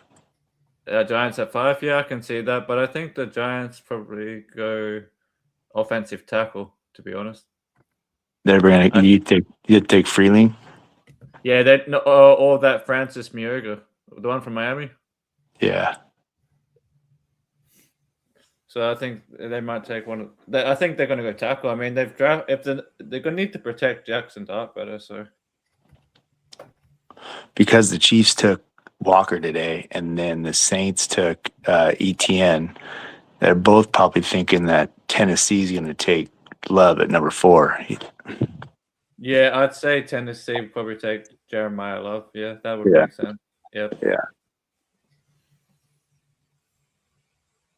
So yeah, I definitely see if Tennessee gets Jeremiah Love, that team's going to be killing it over there, dude. You're talking about 1 year turnaround like a motherfucker on that team too now. Yeah. I hope to hell that Tennessee takes Jeremiah Love because I love that dude. And I don't want him going to Kansas City. No, Kansas City got Walker. They're not taking Love. Other rumors, but yeah, they got Kenneth Walker from Seattle. But yeah, I'd like to see him in Tennessee. I love that dude. No, that move. Badass. Those two teams protected themselves today. By taking those 2 running backs, they protected themselves because they both were probably going after Love, but realized that Tennessee was going to take him at 4. What is the top 5 draft picks? Just a minute. It is us, then the Jets, then Arizona, then Tennessee at 4, then Giants at 5.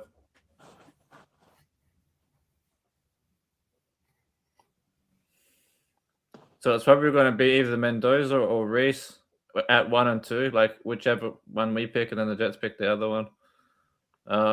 Then you got Arizona. So I think Arizona probably takes Sonny Styles. Or Bailey. Or Bailey. And then Tennessee will take the running back, Love. And then the Giants will probably take the best offensive tackle available, I think. Which is probably Francis Mioga or whatever his name is from Miami. That's what I think might go there. That's my opinion. Mm-hmm. Could be Spencer Fano or fucking Mioga though, but I think Mioga is probably a more solidified at one tackle than Spencer. Spencer Fano is more versatile. He can play left and right, but I think Mioga is more ready now to play like now.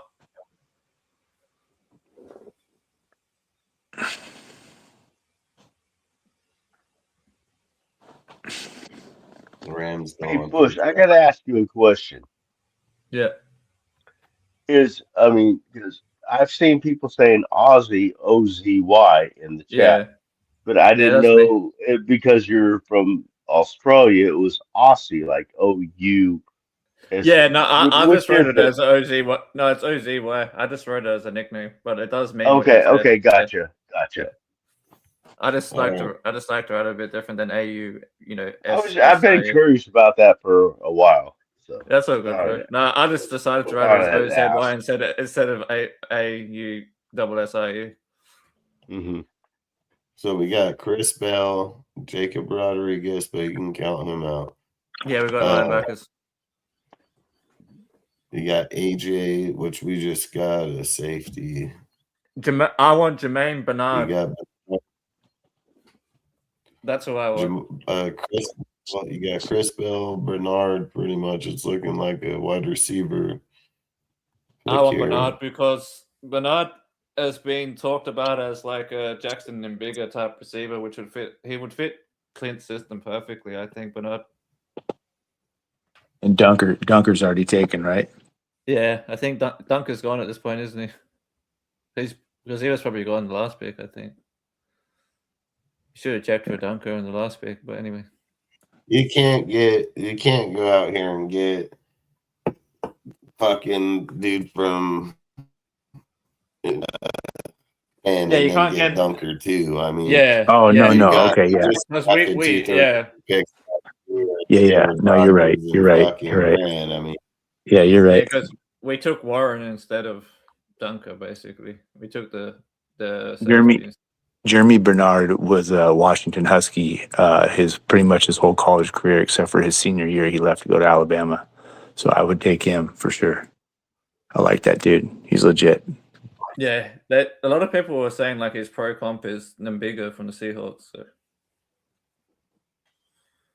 Yeah. So if that's, I think Jermaine Bernard, the Alabama receiver. Yeah. Right there, number 60. Is that who you guys all agree or what? Mike, who do you want? Yeah. I mean, I would take him. Yeah, Jeremy Bernard's legit. I think he's a perfect fit for Kent's system, to be honest. Like he's that missing receiver. I think Mike's having a problem with his phone. So yeah, we can take Bernard. I think Mike's hesitant to come out and come back in. Frank, you're funny, right? Ozzy Osbourne. I think Derek Carr is really high on Rodriguez.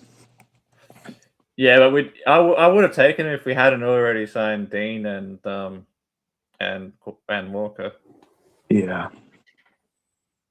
I would have taken him for sure. I mean, they might still take him. Who knows? We need a lot of linebacker help, but I don't think so. I think Jermaine Bernard's the pick here. I think he completes our wide receiver room. What do you? I'm just throwing this out there, so just give me your guys' honest opinion. But what if for some reason we don't do Mendoza with that first pick, and then we're going to bridge ourselves to get a quarterback for next year? What do you think about bringing Carr back?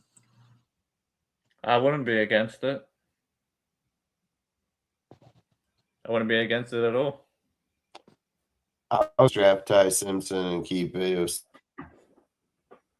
See, get another quarterback like Brissett or somebody. I mean, Carr's going to cost you $40 million. So I mean, I'm not getting Carr. Yeah, that's true. The money might be too much. Yeah.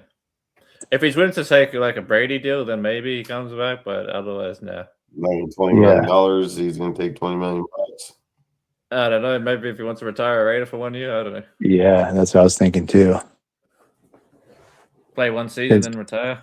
You would think that him or Kyler Murray, somebody would. He's 34. If he goes to the Vikings or somewhere, dude, he can play for them for fucking another 6 years, probably. Oh, I was saying maybe then we just see moves to another team after, but I don't know. He'd probably just go straight to the other team, and probably wouldn't do that. I wonder why nobody jumped on it today, though. Well, you got to think it's just like you guys were saying about getting other players, because certain player values only today is meant for first round value. You know what I mean? Yeah. Like they're not going to try to go hit up Carr and they're going to try to fucking be like, hey, you ain't fucking playing. We got to trade for you.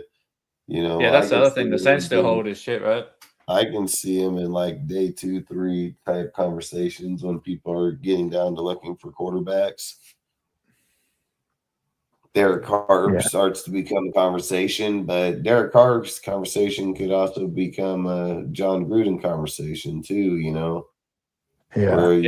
Where you like the idea, just don't know if the idea is going to work, you know?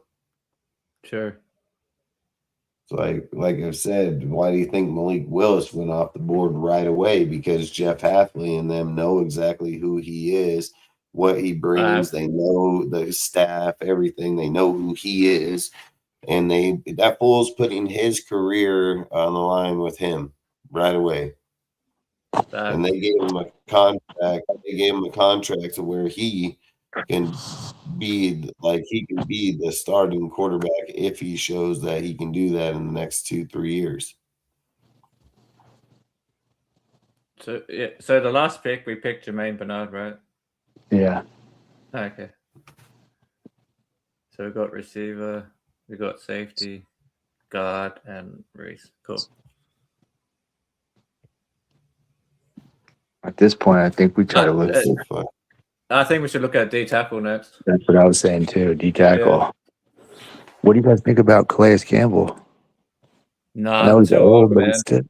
I know he's old, but he's still playing. It depends on the deal. Like if it's a 1-year deal and it's not expensive, then yeah, I'll take it. But if it's anything more than 1 year at a time because of his age and everything, and he could get injured at any minute, then no, I wouldn't do it for any more than 1 year.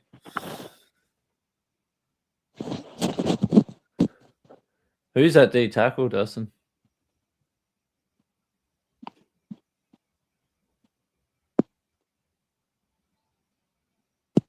Oh, there's another corner, Malik Muhammad. Yeah.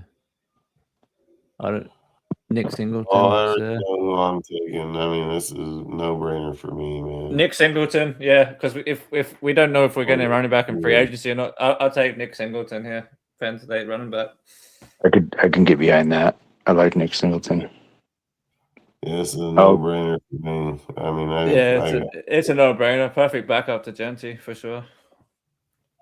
That's assuming we don't get Sean Tucker in the meantime. But this guy and Genty will fucking murder you. Yeah, I'll take Singleton here. I think we can all agree. Mitch agrees to it too. So I think we all agree on this one. I think it's a unanimous decision. Yeah, hey, that's an easy one. Yeah.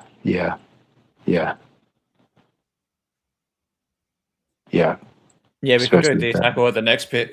Picks that we pick at 102. He's 95. Great value. Yeah, let's go Nick Singleton. Is that who you picked? Yeah. Cool. And then check D tackle on your next pick because I feel like we still need that nose tackle.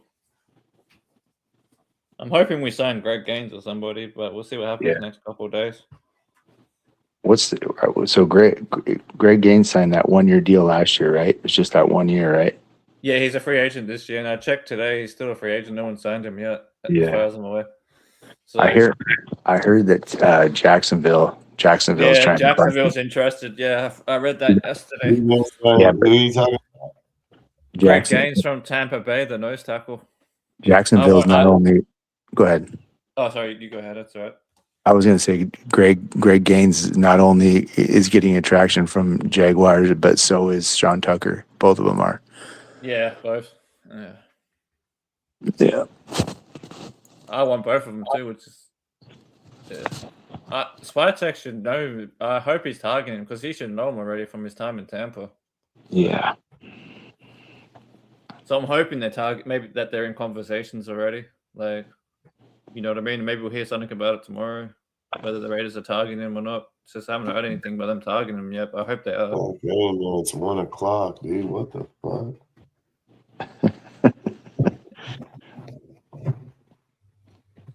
We gotta hurry this shit up. Is it just going slow or? Yeah, it's fucking this shit's about irritating. I'm gonna go on. I'll use the other website when we do the next mock. This website's fucking ain't been updated for some fucking reason. All right. We already got safety. Do we take wide receiver here? We got receiver first. I think we already got. Yeah, we got Jamal. We got receiver already. Well, yeah. What do about you take Malik Muhammad, Devin Moore? Is there any D? Where's the D tackles? That's like. Where's the next D tackle at? There's a D line. Caleb Protecto. Is he brothers? Oh, there's Dante Corleone, sorry. Yeah. Right.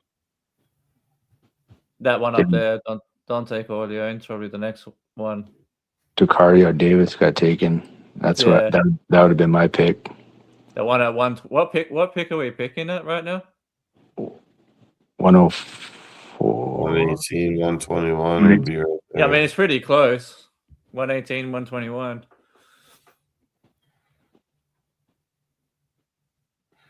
You want Carson Beck? What about the Caleb Proctor? What's up with him? Is he the D-line guy? Or Corleone? Yeah, I like Corleone better. Than, of course, I think Proctor's more of a 3-tech. I would look at it like this. Caleb is projected to the Ravens, which runs a 3-4 defense, which we're going to run. Yeah. The same shit. Versus, I think, if I recall right, the Jaguars run a 4-3. So it would be smarter for us to look at Caleb Proctor versus Cornell. Okay. Yeah, I'll be happy with Proctor, but isn't Proctor a 3-tech though? I'm not sure though. I'm pretty sure he's a 3-tech. Because I was just saying Corleone because Corleone's like a true nose tackle, whereas Proctor I'm pretty sure is a 3-tech or 5-tech. I can't remember which. I could be wrong, but I'm pretty sure that's right.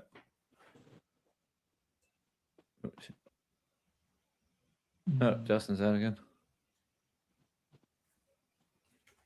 Yeah, my computer's about to die. Oh wait, it doesn't. I'm just gonna look that up while I'm waiting for him to come back. I could be wrong. How do you spell his name, Caleb? Right. Let me just go to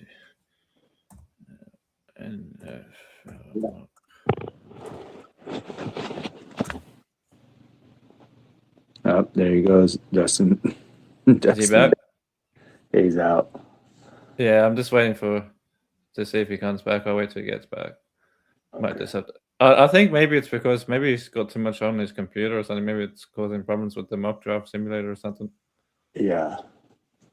Oh, come on.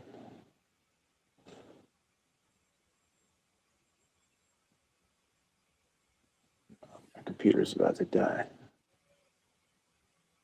Can you? I'm just trying to get back up to where we're up to. Even for me, it's doing it to me too. It's hanging on my computer. I think it's there. Who are you guys trying to finish with the draft? Who are you picking? Caleb Proctor.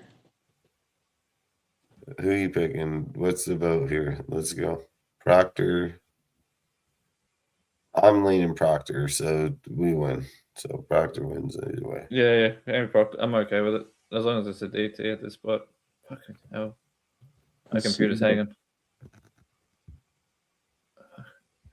He ran 4.840. Vertical 33. Batch. On you, motherfucker.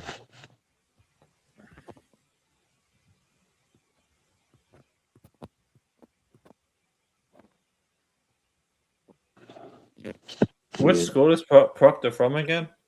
He's from southeastern Louisiana. Yeah. See, I'm used to it being midnight right now. I'm not quite used to this whole spring forward. Oh fuck! I can't draft. Yeah, I was right. He's a 3-tech. Yeah, his primary position was a 3-tech. Yeah, that's what I thought. Can't. I was just double checking, but he's a good player though. It just depends because I feel like we also need a true nose tackle, but maybe you can be that too.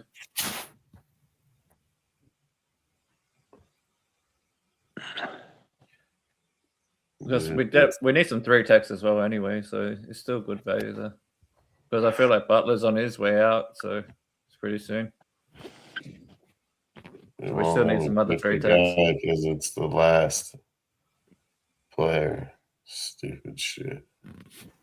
All right, either way, we'll do more of these as we go forward. We'll get a way better website. Mike's back. Website. We're gonna bounce off. I gotta bounce off. If you guys want to give a shout out before we bounce, feel free. And then we'll come back live Wednesday. We'll probably just do mock drafts, but we'll obviously use a way better website. That we ain't using that shit. And we'll talk about who else we end up signing. But outside of that, if you guys want to give a shout out before we bounce, feel free. Yeah, shout out to everyone in the chat today because I didn't get to do it earlier because I was a bit late. So shout out to everyone in the chat. Shout out to everybody who watches the replay. And shout out to everyone on the panel today. Yeah, shout out to the panel. Shout out to the chat. Shout out to Raider Nation, everybody out there. Thanks for all your comments. That was fun tonight. I really enjoyed it, and great day to be a Raider, man. It's a good job today to this coaching staff and the front office. Yeah, I agree, man. Shout out to the coaching staff and Spytech.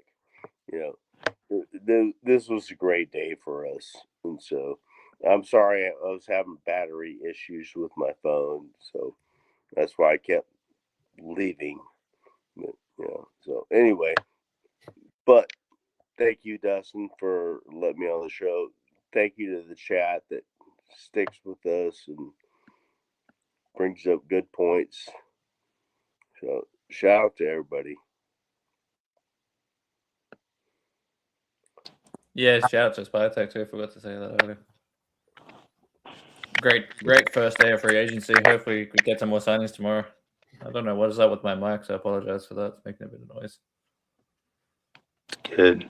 Hey, Dustin. Yeah. When are you going back live again? Well, we'll probably go Wednesday. Okay. Then we'll probably do mock drafts on Wednesday. Okay. That Sounds way good. I'll just get a better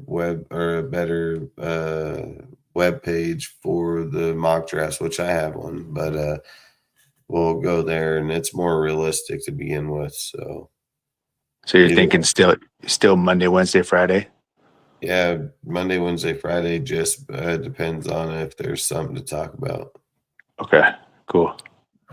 But for the most part, we're in the free agency, so I'm pretty sure there's stuff to talk about. And then plus, like I said, we can do we have mock drafts, free agent. We have plenty enough things to do for right now. So outside of that, we'll talk about it on Wednesday and we'll go from there. But outside of that, I really do appreciate everybody out here, man. Really do appreciate everybody being in the chat, talking, throwing out your advice. I always say we're going to talk about conversations, even if it isn't conversations other people agree with. We obviously know we're going to draft Fernando. We said that we're going to talk about if we traded or if we didn't take Fernando. So again, it is what it is. But outside of that, one more thing before I forget. Fingers crossed that we look at Greg Gaines and Sean Tucker in the next couple of days, or tomorrow and the day after free agency. I'm with you there. Yeah, that's our only biggest needs left, I think. Yep. Yeah. Outside of that, like I always say, don't drink and drive. Raider Nation for life. Catch you on the next one. Peace out, guys. See you guys. Peace out, guys. Later.